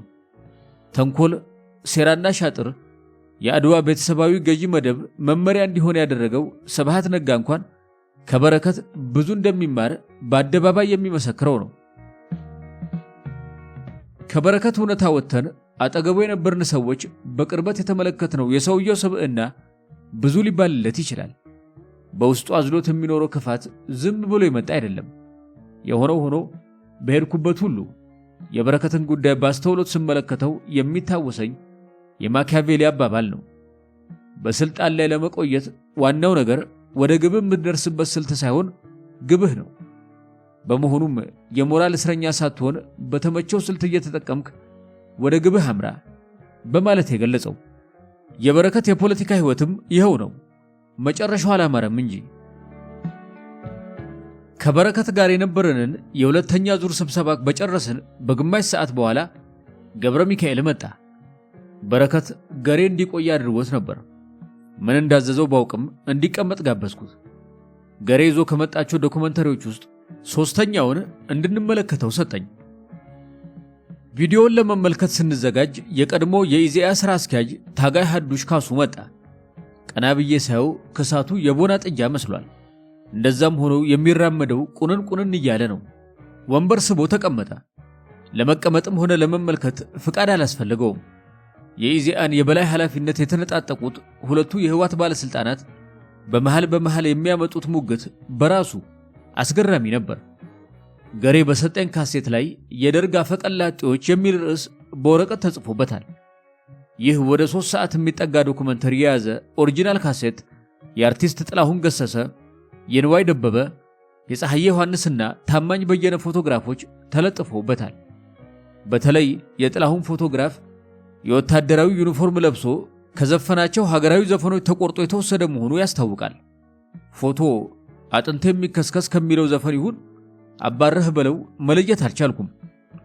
የሚገርመው በረከት ስምዖን የዶክመንተሪ ስክሪፕት ለመስራት ካስቀራቸው ካሴቶች አንዱ ጥላሁን ገሰሰ ወታደራዊ ዩኒፎርም የለበሰበትን ነው። ልዩነቱ እሱ ያስቀረው ካሴት ላይ ጥላሁን የጦር ልብስ የለበሰው በኢህአዴግ ዘመን በኢትዮ ኤርትራ ጦርነት ወቅት መሆኑ ነው። በካሴቱ ላይ የተሰጠውም ርዕስ ለሉዓላዊነት የተከፈለ መስዋዕትነት ይላል። አዙሪያ ለማየት ችግር ካልሆነ በስተቀር የሉዓላዊነት ጉዳይ ከሆነ አጥንት የሚከስከስ የሚለው ዘፈን የኢትዮጵያ ድንበር በሶማሊያ በተወረረ በተባለ ወቅት ሰራዊቱን ለማነቃቃት የተዘፈነ ነው። ሁለተኛው ደግሞ በኤርትራ ጋር በተደረገ ጦርነት የተዘፈነ ነው። በመሆኑም አንደኛውን የደርግ አፈቀላጤ ሌላኛውን ለሉዓላዊነት የተከፈለ ዋጋ በማለት ነጣጥሎ ማየት አይቻልም። ሁለቱም በወቅቱ የነበረውን የኢትዮጵያ ሕዝብ ስሜቶች የሚያንጸባርቁ ናቸው። ሁለቱም ከጎረቤት ሀገሮች ጋር የተደረጉ ጦርነቶች ናቸው። የጦርነቶቹ ተገቢነት ጥያቄ ከተነሳ የሶማሊያው ሚዛን ይደፋል። የደርግ አፈቀላጤዎች በሚል ርዕስ የተዘጋጀው ዶክመንተሪ ኦሪጂናል ካሴት በቪዲዮ ዴክ ውስጥ አስገባሁት። ቪዲዮ ማስተር ቅጂ በመሆኑ ለሕዝብ ከቀረበ 3 እጥፍ ይበልጣል። ዘጋቢ ፊልሙን መመልከት ጀመርን። ገብረ ሚካኤል አልፎ አልፎ እያስቆመ ማስታወሻ ይወስዳል። ሐዱሽ በገሬ ማስታወሻ መውሰድ የመበለጥ ስሜት ተሰማው። ሁኔታው ስለገባኝ ሌጣ ወረቀት ሰጠሁት። ዞር ብሎ ገሬን ሲመለከተው በማስታወሻ ደብተር ላይ ነው የሚጽፈው። ባዶ ወረቀቱን መልሶ ማስታወሻ ደብተር ስቦ መጻፍ ጀመረ። ወደ ውስጥ ሳኩኝ። እንደ እውነቱ ከሆነ በኮሙኒኬሽን ጽሕፈት ቤት ቆይታዬ እንደ ሁለቱ ባላንጦች የሚያዝናናኝ የለም። ፉክክራቸው ደስ ይለኛል። አንዱ የሌላውን አላዋቂነት ለማሳየት የሚሄዱበት ርቀት በአንድ ድርጅት ውስጥ የታቀፉ አይመስልም። አንደኛው ሌላኛው ለማንቋሸሽ እጃቸው ታጥፎ አያውቅም። ሐዱሽ ገሬን ስልባቦት ይለዋል። እርግጥም ገሬ አንደበቱን ፈታ አድርጎ መናገር የተሳነው ምላሰ ዱልዱም ነው። አንዳንዴም የድል አጥቢያ አርበኛ ይመርቅለታል። ገሬ በበኩሉ የአሞራ ስጋ እያለ ይጠራዋል።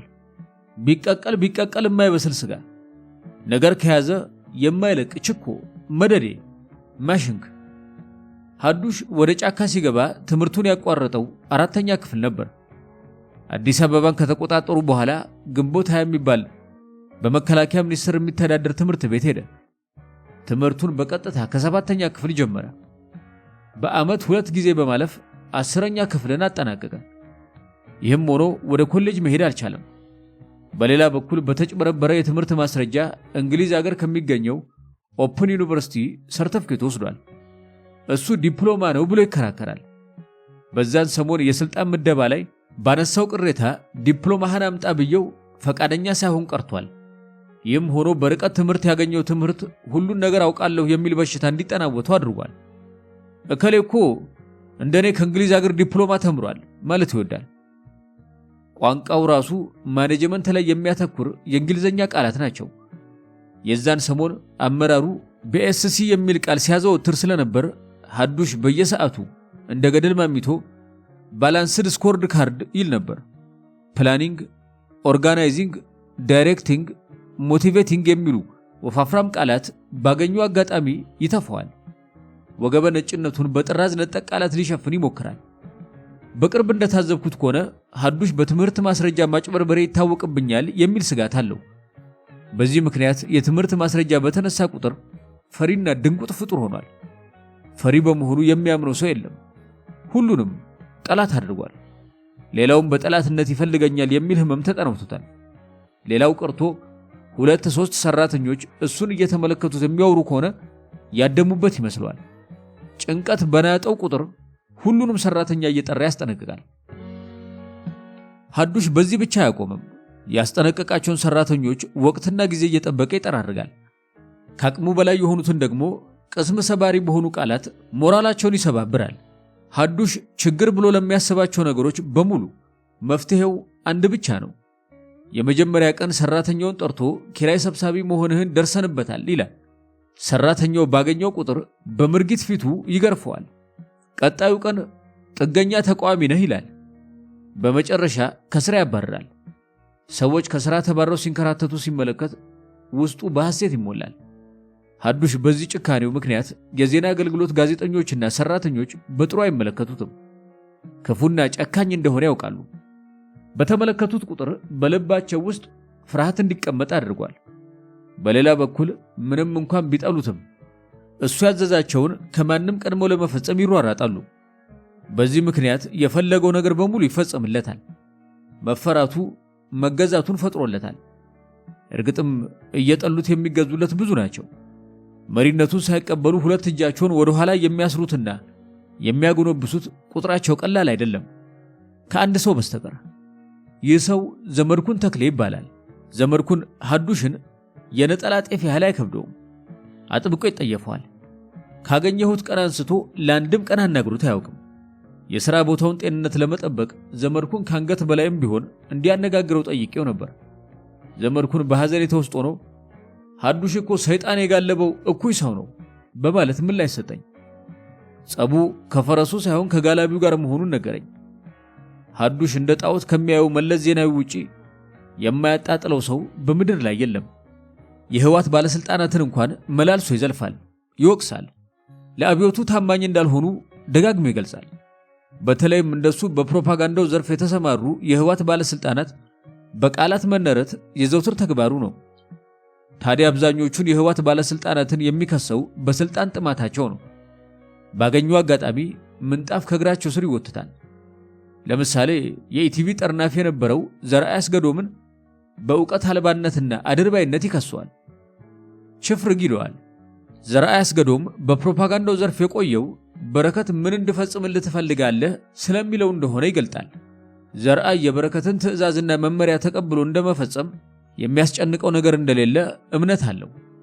በረከትም ቢሆን ምን እንድፈጽምልህ ትፈልጋለህ የሚሉትን ካድሬዎች ስለሚፈልግ ዘርአይ ተስማሚው እንደሆነ ይናገራል። እርግጥም በረከት መናጁ ይወዳል። እንደ ቅሪላ ከወዲያ ወዲህ የሚያላትመው ቀለፈት ይፈልጋል። ሐዱሽ ዘርአይ ላይ ባለው ምልከታ እኔም ሙሉ በሙሉ እስማማለሁ። ከህወሓት አባላት እንደ ዘርአይ አስገዶም ሾተላፍ የለም። አንደበቱ ያመጣለትን ቃል ልድፍ ማድረግ መደበኛ የሥራ ተልእኮ ይመስለዋል። ለዘርአይ ሥራ ማለት ለሚፈራቸው የህወሓት ባለስልጣናትና በረከት ፍሬፈርስኪ ወሬዎችን ማመላለስ ነው። ሐዱሽ የኢዜአ ዋና ሥራ አስኪያጅነት የነጠቀውን ገብረ ሚካኤልን የሚያይበት አይንም የሚገርም ነው። እንደ ሐዱሽ እምነት ገብረ ሚካኤል የህወሓት መስመር አልገባውም። የትግል ልምድና ችሎታም የለውም። ገሬ ከተማ ቀመስ በመሆኑ ከአራዳነትና ከተራ ጮሌነት ውጪ የህወሓት ነገር ጉዳዩ አይደለም። ለስልጣን ነጠቃ የበቃውም ከትግራይ ክልል ፕሬዝዳንትና የድርጅት ጉዳይ ኃላፊ ከሆነው ጎበዛይ ጋር የዝምድና ገመድ ስላለው እንደሆነ እምነት አለው። የገሬ የስልጣን ፍላጎት መረን የለቀቀ ነው። ግፊቱም ከፍተኛ ነው። በጽኑ የተቸገረው ጭንቅላቱ ኦናነት ነው። ጥበብ የሌለው ባዶ ጭንቅላት። ገሬ ንቃትና ቅልጥፍና የሌለው ጀንፈል ቢጤ ነው። ይህም ሆኖ በድብቅ ማጥቃትን የተካነ የጭቃ እሾህ ነው። የፖለቲካ ስልጣን ፍላጎት ደግሞ የፖለቲካ ዕውቀትና ብቃት ይጠይቃል። በእነዚህና በመሳሰሉት ምክንያቶች ሐዱሽና ገብረ ሚካኤል በአንድ ድርጅት ውስጥ ያሉ ቢመስልም እሳትና ጭር ናቸው። ሲከራከሩ ጆሮአቸውን በጥጥ ደፍነው ነው። ክርክርም ከጀመሩ መጀመሪያና መጨረሻቸው ውሃና ዘይት ነው። ዛሬም የደርግ አፈቀላጤ የሚለው ቪዲዮን እየተመለከትን የከፈቱት ንትርክ በጣም አሰልቺ ሆነ። ገብረ ሚካኤል ቪዲዮ በተሰራ ወቅት በፕሮፓጋንዳው ዘርፍ ያልነበረ በመሆኑ ዘጋቢ ፊልሙን በከፍተኛ ሁኔታ ያጣጥላል። ገሬ በማዕከላዊ መልእክት ቀረጻ ወቅት የሰለጠነውን በማስታወስ በወቅቱ የስትራቴጂ ስህተት እንደተፈጸመ ይተነትናል። አርቲስቶቹን ቪዲዮ ሰርቶ በአደባባይ ከማውገዝ ይልቅ ቀርቦ የማለዘብ ሥራ ቢሰራ ኑሮ የተሻለ ውጤት ይገኝ እንደነበር እምነቱን ይገልጣል። በሌላ በኩል ሐዱሽ የደርግ አፈቀላጤ የሚለው ቪዲዮ መሰራቱ ተገቢ እንደሆነ ሽንጡን ገትሮ ይከራከራል። ለሐዱሽ እንደዚህ አይነት ዶክመንተሪዎች መስራት መቋረጡ ከጠላቶች ጋር መሞዳሞድ ያስከተለው የአብዮታዊ ዲሞክራሲ የመበስበስ አደጋ ውጤት ነው። በአብዮታዊ ዲሞክራሲ መስመር ውስጥ ሁሉንም እናስደስታለን ብሎ ማሰብ ህዝበኝነት የወለደው የጽናት መሸርሸር ምልክት ነው። እነ አርቲስት ጥላሁን፣ ነዋይ፣ ፀሐዬና ታማኝ በየነ ለደርግ ህወሓትን አስገንጣይ በማለት ትግራይን የማፍረሻ መሳሪያ ሲያቀብሉ ነበር። እንደዚህ ነው የሚያስበው። ሐዱሽ ደጋግሞ የያዘውን ማስታወሻ ደብተር ደጋግሞ በብዕሩ እየበሳ እነ ጥላሁን በስመ አርቲስት የትግራይ ህዝብ ጠላቶች ናቸው፣ ይህ አቋም የጊዜ ገደብ የለውም፣ ትላንትም ዛሬም ሆነ ሞተው ጠላትነታቸው አይቀየርም፣ ለእንደዚህ አይነት ጠላቶቻችን በምን መመዘኛ ነው የሰማዕታት አቀባበር የሚፈቀደው? በምን መመዘኛ ነው መንግስታዊ ቀብር ይካሄዳል የሚባለው? መንግስታዊ ቀብር ለማለት ሞቲቬሽናል ፋክተሩ ምንድነው? ቀብሩን ማን ነው ኦርጋናይዝ የሚያደርገው? በማለት ተናገረ። ሳላስበው ብልጭ አለብኝ። እንዳይጠመጎጥ ያሞጠሞጣ አፉን ለመዝጋት ሐዱሽ በአርቲስት ጥላሁን መንግስታዊ ቀብር ሊያካሄድ መሆኑን በምን አወቅ? ደግሞም አንድ ነገር ልታውቅ ይገባሃል። የአገርን ዕጣ ፈንታ በመወሰን ደረጃ ግለሰቦች ወሳኝ ሚና አላቸው። አርቲስት ጥላሁን ደግሞ በሙያው በችሎታው ክብርና ማዕረግ የተጎናጸፈ ነው። ይህንን ተወዳጅ ኢትዮጵያዊ አለማክበር የሚያስከፍለው ዋጋ ከፍተኛ ነው አልኩት። እሱም በመልቴ አይኑ እየተመለከተኝ በረከት በሌሊት እናንተን ከማግኘቱ በፊት እኔን አግኝቶኝ ነበር። በስልክ ሲያገኘኝ በፌደራልና ክልል የሚሰሩ ሰራተኞች በጥላሁን ሞት ላይ ያላቸውን ስሜት ግብረ መልስ እንድሰበስብ ነገረኝ። ለጥላሁን መንግስታዊ ቀብር ይካሄዳል ብለን ብናውጅ የፓርቲያችን አመራሮች አስተያየት ምን ሊሆን እንደሚችል እንዳጣራ ተልእኮ ሰጠኝ በማለት ተናገረ። አስከትሎም ተራ በተራ እየተመለከተን ቅድም እናንተ ከቢሮ ስትወጡ በዝርዝር ሪፖርቱን አቀረብኩለት። ብዙ ጓዶች የአርቲስቱን ቀብር ፕላን ማድረግ እንደሚያስፈልግ ተስማምተዋል። ይህን ማድረግ በማዕከላዊ መንግስት ቀረጻ ሶስተኛ ስትራቴጂ መሰረት የጠላት ጎራን ለማዳከም ይጠቅመናል። ይሁን እንጂ መንግስታዊ ቀብር የሚባለው ግን የሚሞከር አይደለም በማለት ተናገረ። ገብረ ሚካኤል በንዴት ውስጥ ሆኖ ሳይፈልጉ ከች የምትል ሉጢ መሆነ ሳያንስ በቀላጤ መስራት ጀመርክ እንዴ በማለት አፈጠጠበት። ሐዱሽ ግራ ተጋብቶ ሉጤ አንዳች ይሎጥሉጥህ ደሞ ቀላጤ ምንድነው? እዛ የትምክህት ከተማ የሆነች ባህር ዳር መስራት የቃላት ሀብታም አድርጎሃል አለው። ሁለታችንም መልስ አልሰጠነውም። ሐዱሽ የሰለለ ሰውነቱን እያመናቀረ ከበረከት ጋር መጨረሻ የተግባባ ነው የቀብር ስርዓቱን ጊዜያዊ አደረጃጀት ፈጥረን ዳይሬክት የሚያደርጉ ካድሬዎችን መድበን ለማስፈጸም ነው። ወደ እናንተ ላከኝም ተጨማሪ በሚሰራው ዶክመንተሪ ላይ እንዳገዛችሁ ልኮኝ ነው አለን። በድጋሚ ምላሽ አልሰጠነውም። ዝም ብለን ዶክመንተሪው ማይቀጠልን። የደርግ አፈቀላጤ የሚለው ዘጋቢ ፊልሙ ተጠቃሎ ሲታይ የኢትዮጵያ ከነጥበብ ዋርካ የሆኑት አርቲስት ጥላሁን፣ ፀሐዬ፣ ነዋይና ታማኝ ከኮሎኔል መንግስቱ ኃይለማርያም ጋር እያመሳሰሉ የሚያቀርቡት ነው። ዶክመንተሪው ለኮሎኔል ለመንግስቱ ኃይለማርያም ዘመን ኢሰብአዊ እርምጃዎች አርቲስቶችን አጋፋሪ አድርጎ ይወስዳል፣ ይወቅሳል፣ አባሪ ተባባሪ ያደርጋል። እንደ እውነቱ ከሆነ እንደዚህ አይነት የሞራል መሰረት የሌለው ሥራ የሚመነጨው ከውዳቂ ፕሮፓጋንዳ ነው። ሲጀመር አርቲስቶቹን ለማውገዝ መነሻ የነበረው አጋጣሚ ጋር ምንም አይገናኝም። የኪነ ጥበብ ሰዎች በተለያዩ ምክንያቶች አደጋ ያጋጠማቸውን ወገኖቻቸውን ለመርዳት ያዘጋጁት ኮንሰርት ነው። ወቅቱ ሀገሪቱ መንታ መንገድ ላይ ቆማ የነበረበት ነው። በርካታ ኢትዮጵያውያን ከሥራ ገበታቸው ተባረዋል፣ ወደ እስር ቤት ተግዘዋል። ተፈጥሮም ፊቷን ያዞረችበት ነው። አገሪቷ በፍጹም ትርምስና ብሔራዊ አደጋ ለመግባት በቋፍ ላይ የነበረችበት ነበር። ይህም በመመልከት ለወገናችን እንድረስ ብሎ ግንባር ቀደም ኃላፊነት መውሰድ ያስመሰግናል እንጂ የሚያስወቅስ አልነበረም በፍጹም። ከዚህ በተጨማሪ ኢህአዴግም ዓላማውን በመቀበል ለኢትዮጵያ ሕዝብ በቀጥታ እንዲሰራጭ አድርጓል። ሲቀጥል በኮንሰርቱ የተሳተፈው ሕዝብ ውግዘት ያወረደው በወቅቱ ኢህአዴግ ምክትል ሊቀመንበር የነበረው ታምራት ላይኔ ላይ ነበር። ታምራት ላይኔ ደግሞ ኢህአዲግ ካፈራቸው የመጥፎ ሰው ምሳሌዎች አንዱ ነው። በኢትዮጵያ ሕዝብ ዘንድ ቂምና ቁርሾ የሚያነሳሱ ንግግሮችን በማድረግ እርስ በርስ ሕዝብን ለማጫረስ ወገቡን ታጥቆ የሰራ ነው። ታምራት ላይኔ ህወሓት ከፍጥረቱ ዕለት ጀምሮ ኦርቶዶክስ ተዋሕዶ ሃይማኖትን የማዳከም ዓላማውን በማስፈጸም ደረጃ የመጀመሪያው ሊባል የሚችል ሰው ነው። አቶ ታምራት በአንደበቱ እንዳመነው የቀድሞውን ፓትርያርክ አቡነ መርቆሪዎስ ከስልጣን እንዲወርዱ በፊርማው ያጸደቀ ሰው ነው። ለዚህ ጥፋቱ ጸጸት ተሰምቶት በነሐሴ 2010 ዓ.ም ወደ ሀገር ቤት ሲመለስ አቡኑን በአካል ሄዶ ይቅርታ እንደጠየቀ ያስታውሳል። በዚህ ምክንያት ጠንካራ የነበረችው ቤተክርስቲያን ለሁለት አስርተ ዓመታት የውጭና የሀገር ውስጥ ሲኖዶስ በሚል ተከፍላ ኑራለች። ታምራት ላይኔ የኢትዮጵያ ታሪክ ውስጥ የአንበሳ ድርሻ የነበራት የኢትዮጵያ ኦርቶዶክስ ተዋሕዶ ቤተክርስቲያን ከገባችበት ቀውስ እንዳትወጣ ከፍተኛ አስተዋጽኦ የነበረው ሰው ነው። ሲያልቅ አያምር እንዲሉ በመጨረሻም ታምራት ላይኔ ቀዶ የማይጨርሰው ገንዘብ ሰርቋል ተብሎ ዘብጠያ ወረደ። የፖለቲካ ሞቱን በአጭር ጊዜ ተጋተ።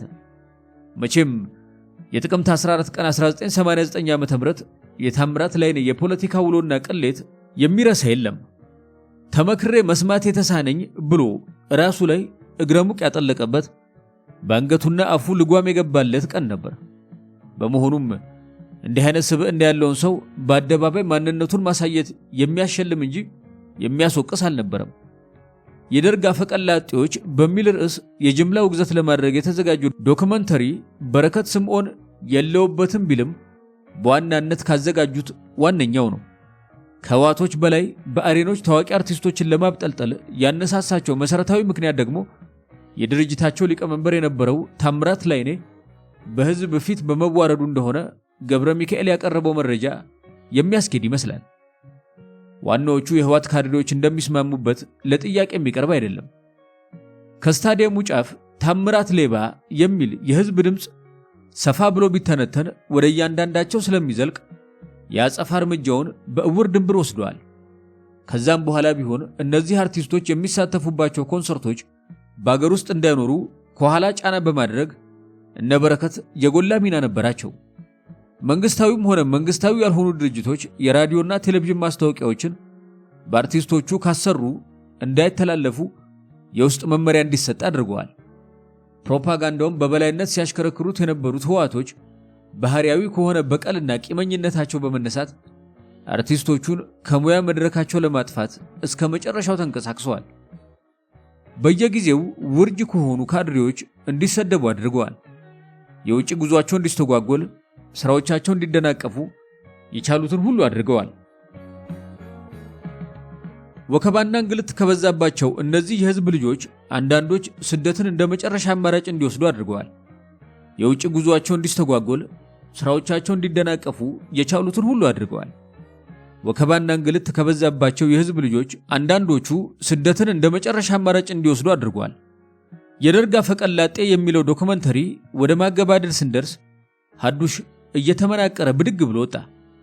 አስቀድሞ መናደዱ ስለገባን እኔና ገብረ ሚካኤል ወደ ዘጋቢ ፊልሙ ተመለሰን። 5 ደቂቃ አልቆየም። ሐዱሽ ተመልሶ መጣ። በእጁ 2 አርጀት ያሉ መጽሔት ይዟል። ኢትዮጵና ሙዳይ የሚሉ ናቸው። ቀና ብዬ ሳየው ኢትዮጵ መጽሔትን ገልጦ አቀበለኝ። በጥሞና አንብቤ መለስኩለት። ከ8 ዓመታት በኋላ በመጋቢት 1993 ዓ.ም በሀገር ቤት የሚታተመው ኢትዮጵ የምትባል መጽሔት ከአርቲስት ጥላሁን ገሰሰ ጋር ረጅም ቆይታ አድርጋ ነበር። መጽሔቷ በፊት ገጿ ላይ የጥላሁንን ደረቴን እንጂ ጀርቤን ለጥይት ሰጥቼ አልኖርኩም የሚለውን ንግግርና ፎቶግራፏን ይዛ ወጥታለች። በዚህ ቃለ ምልልስ ጥላሁን በደርግ ስርዓት የደረሰበትን በደል አንስቷል። ከዚህም በተጨማሪ የደርግ አፈቀላጤዎች በሚል ርዕስ ኢህአዲግ ያዘጋጀውን ዶክመንተሪ ላይ አስተያየት ሰጥቷል። ሐዱሽ መጽሔቱን መልሶ እየወሰደና ስሜን እየጠራ ቀደም እንደገለጽኩልህ የመጣሁት በረከት ተጋግዛችሁ ስሩ ስላለኝ ነው። በተለይ ለዶክመንተሪው ተጨማሪ የሚሆኑ መረጃዎች ካሉ ይዘህላቸው ሂድ ብሎኛል። ይሄ ይዤላችሁ የመጣሁት መጽሔት አርቲስት ጥላሁን ገሰሰ ለኛ ያለውን አመለካከት ያሳያል በማለት ተናገረ። በዝምታ አዳመጥነው። ለምሳሌ ኢትዮጵ ጥላሁንን በ1985 አንተ ወደፊት በሉለት እየዘፈንክ የኢትዮጵያ ቴሌቪዥን ምስልህን ወደ ኋላ ይጎትተዋል። ኢህአዴግ ወደ አዲስ አበባ እንደገባ እናንተ ዘፋኞች ወደፊት ብትሉም ወደ ኋላ ቀርታችኋል እያሏችሁ ነው። ከነበረው ስርዓት ጋር ታጨበጭቡ ነበር በሚል ስሜት በአንተ በንዋይና በታማኝ ላይ አንድ የቴሌቪዥን ፕሮግራም ቀርቦ ነበር። በዛ ፕሮግራም ላይ አንተ ወደፊት በሉለት እያልክ ስትዘፍን ምስልህን በካሜራ ታክቲክ ወደ ኋላ ይመልሱት ነበር ብሎ ጠይቆት ነበር። ሐዱሽ ጉሮሮን ጠረገና ጥላሁን ገሰሰ ለመጽሔቱ የሰጠውን ምላሽ እንደሚከተለው አነበበልን። እኔ ጥላሁን ጦር ግንባር ሆኜ ተጀምሮ እስኪጨረስ ድረስ ወደፊት እንጂ ወደ ኋላ አልልም። የተንቀለቀለ እሳት ውስጥ ገብቼ ወደ ኋላ ያልኩበት ጊዜ የለም። ምናልባት ተቃራኒው ክፍል ያን ታክቲክ ይጠቀምበት ይሆናል እንጂ እኔ ወደፊት ብዬ ወደ ኋላ እየሸሸው ምን አይነት መዋጋት ይሆናል?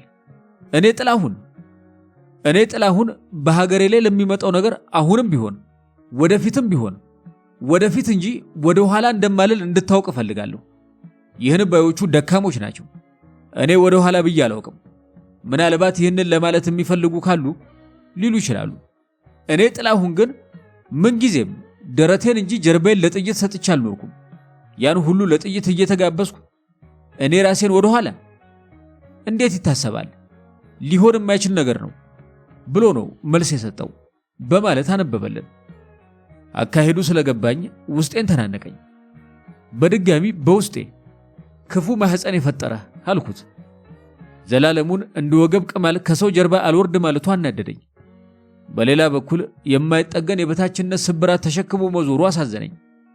ይሄ ፈውስ የለሽ ደዌ ምን ያህል እያሰቃየው እንደሆነ ሳስብ የበለጠ አሳዘነኝ። ሐዱሽ መጽሔቱን በእጁ እየጠበጠበ እንግዲህ የመንግስታዊ ቀብር ካልተካሄደለት የምትሉት ሰው ድርጅታችንን እንዴት እንዳዋረደና ያለፉት ስርዓቶች ናፋቂ እንደሆነ ተመልክታችኋል። አሁንም በአጽንኦት ልገልጽላችሁ የምፈልገው ነጥብ ብሔራዊ ቀብር የሚባል ስርዓት እንደማይኖር ነው ከማለቱ አቋረጥኩት። ሐዱሽ አንተን ማን ወሳኝ ያደረገ? ደግሞም ለምን አንዱን ጎን ብቻ ታያለህ? አንተ ጆፌ አሞራ አይደለህም።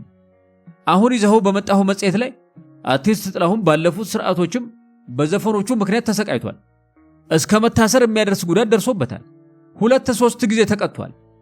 ዘንድሮና ሶስቱ አልማዞች የሚባሉ ዘፈኖች ችግር ፈጥረውበት እንደነበር ተናግሯል በማለት የንዴት ምላሽ ሰጠሁት።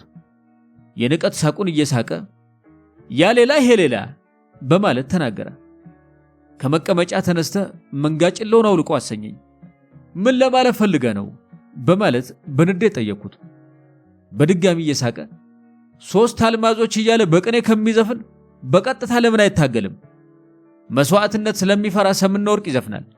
እኛ እኮ ደምና አጥንታችንን ከስከሰን ነው ድል የተጎናጸፍነው። በህዝብ ላይ የሚፈጸም ግፍና በደል በጽናት የምንታገለው ለዚህ ነው። እኛ የቀሽ ገብሩ ወንድሞች ነን። ጥላሁን ግን ንግግሩን ሳይጨርስ አቋረጥኩት። በንቀት አይኔ እየተመለከትኩት አበው ሲተርቱ ከመጠምጠም መማር ይቅደም ይላሉ አልኩት። ገብረ ሚካኤል በፋንታው እየሳቀበትና እኔን እየተመለከተ ሐዱሽ መቼ ሆነ የምትሰለጥነው? አዲስ አበባን ከረገጥክ እኮ 2 አስርት ዓመት ሊሆን ነው። ለአንተ ሲባል አራዳነት የሚያስተምር ትምህርት ቤት ይቋቋምልህ እንዴ? በማለት ተናገረው። አስከትሎም የለበጣ ሳቅሳቀበት። ሐዱሽ ጨሰ። ጉንጩ ተንቀጠቀጠ። የሚይዘው የሚጨብጠው ጠፋው። አፍታም ሳይቆይ ሁለቱ የህዋት ባለስልጣናት ቋንቋቸውን ቀይረው በትግርኛ መጠዛጠዝ ቀጠሉ። ስድባቸውን አንጀቀጀቁት። ሲሰዳደቡ ለነገ አይሉ የተለመደ ባህሪያቸው ስለሆነ አመልክ አልገደለ አይለቅ በሚል ከነመፈጠራቸው ረስቼ ሙዳይ መጽሔትን ተቀብየው ማንበብ ጀመርኩ። ጭቅጭቃቸው እየበረታ ሲሄድ እንረዳዳ ተባብለው ወደ ሐዲሽ ቢሮ ተያይዘው ሄዱ። እንረዳዳ የህዋቶች የተለመደ ድርጅታዊ ቃል ናት። ኢመደበኛ በሆነ መልኩ እርስ በርስ እንገማገም እንደማለት ነው። ወደ መረዳዳት የሄዱ የህዋት ካድሬዎች ለብቻቸው የእርስ በርስ ፍጭታቸውን ጨርሰው ሲመጡ በመሃላቸው ምንም የተፈጠረ አይመስልም። ሰምና ፈትል ይሆናሉ። እኔ ሙዳይ መጽሔትን ማንበብ ቀጠልኩ። በሙዳይ መጽሔት ላይ ኢህአዴግ እንደ ጥላሁን ሁሉ አብረውት የነበሩትን አርቲስቶች በየጊዜው ጉዳት እንዳደረሰባቸው ባንደበታቸው መስክሯል። እነዚህ ጥበበኞች በተለያዩ ጊዜያት ሞራላቸውን ለመምታት በፊት ለፊትና ከመጋረጃ በስተጀርባ በርካታ ደቦች እንደተፈጸሙበት ተናግሯል። በየካቲት ወር 1985 ዓ.ም ላይ የወጣችውን ሙዳይ መጽሔት የአብሮነት አምድ ስር በስታዲየሙ መዘዝ ጥበብ ሲገዘገዝ በሚል ርዕስ እነዚህ አርቲስቶች ኢህአዴግ ያደረሰባቸውን በደል በምሬት ገልጸዋል። በመጽሔቷ የውጭ ሽፋን ሦስቱ አርቲስቶች በእሳት እየተለበለቡ የሚያሳይ ፎቶግራፍ የተደገፈ ነው። በውስጥ ገጹም በአዲስ አበባ ስታዲየም ውስጥ የተከናወነው የህዝብ ለህዝብ የመዝናኛ ፕሮግራም ያስከተለው መዘዝ የአርቲስቶቹን ሞራልና የሙያ ትሩፋት እንዳቆሰለው ይገልጻል። አልፎ ተርፎም ከኮሎኔል መንግስቱ ኃይለማርያም ምስል ጋር ምስላቸውና ዘፈናቸው እየተቀናበረ የተሰራው ዶኩመንተሪ ኢህአዴግ በሌላ ነገር ለበቀል የተዘጋጀ መሆኑን እንደሚያመላክት ገልጿል። ሙዳይ መጽሔት ግራ በገባት ሁኔታ ለመሆኑ የታማኝ በየነ የፀሐዬ ዮሐንስና የንዋይ ደበበ ወንጀል ምንድን ነው? ምን አጠፉ? ምን በደሉ? ስራቸው ለምን በቴሌቪዥን በሚተዋወቅበት ወቅት የፀሐዬንና የንዋይን ስም በመደበቅ መንትዮች በሚገኝበት እየተባለ ተዋወቀ በማለት ትጠይቃለች። የዘሬን ብተው ያንዘርዝረኝ እንዲሉ የኪነ ጥበብ ሙያተኞች ሀገራቸውን ጥለው ቢሰደዱም ህወሓት ከጫንቃቸው ላይ መውረድ አልቻለም። በዚህም ምክንያት በተለያዩ መንገዶች በመጠቀም ከመጋረጃ በስተጀርባ የመከፋፈል ሥራ ሰርቷል። አንዱን ጋሻ መከታ ሌላውን የማይፈልጉ በማስመሰል እንዲራራቁ ያልተደረገ ጥረት የለም። ህወሓት በሚያስተዳደራቸው የፕሬስ ውጤቶች ሳይቀር ከፋፋይ ቃለ ምልልስ እንዲሰጡ በማድረግ የፕሮፓጋንዳ ጦርነት እንዲከፈትባቸው አድርጓል። በሀገሪቱ የተከሰቱ ወሳኝ ወቅቶችን በመጠበቅ የበቀል ጅራፋቸውን አሳርፈዋል። ከነዚህ የቂም በቀል እርምጃዎች ውስጥ ጎልቶ የሚነሳው አርቲስት ጥላሁን ገሰሰ በኢትዮጵያ ሚሊኒየም ዋዜማ የተፈጸመበት ነው። ይህ እርምጃ እኔም የተሳተፍኩበትና በቅርብ የማውቀው በመሆኑ ከህሊና የሚጠፋ አይደለም። ለመሆኑ በዚህ በሺህ ዓመት አንዴ በሚገኝ ታሪካዊ ቀን በጥላሁን ገሰሰ ላይ የተወሰደው የበቀል እርምጃ ምን ነበር? የትኛውን ዓላማ ለማሳካት ሞት አይቀርምና በተስካሩ ላይ በተዘጋጀ የህይወት ገድሉ ምጡቅ ስብዕና ያለው መሪ፣ ታላቅ የህዝብ ልጅ፣ ወደር የማይገኝለት ትሁትና ትጉህ መሪ የተባለው አቶ መለስ በሚሊኒየሙ ዋዜማ ጥላሁን ገሰሰን በተመለከተ ምን መመሪያ አስተላለፈ? የራሴ ራዕይ የለኝም ያለው ኃይለማርያም ደሳለኝ መመሪያውን ለማስፈጸም እንዴት ተንቀሳቀሰ?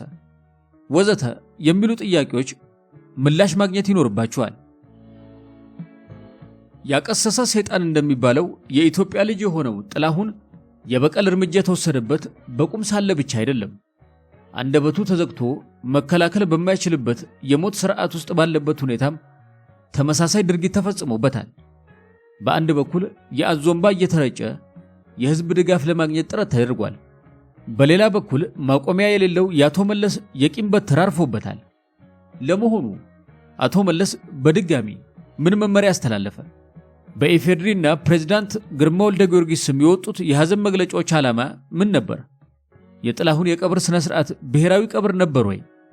ወዘተ የሚሉትን ጥያቄዎች በድጋሚ አንስቶ ምላሽ መስጠት ታሪካዊ ኃላፊነት ይሆናል።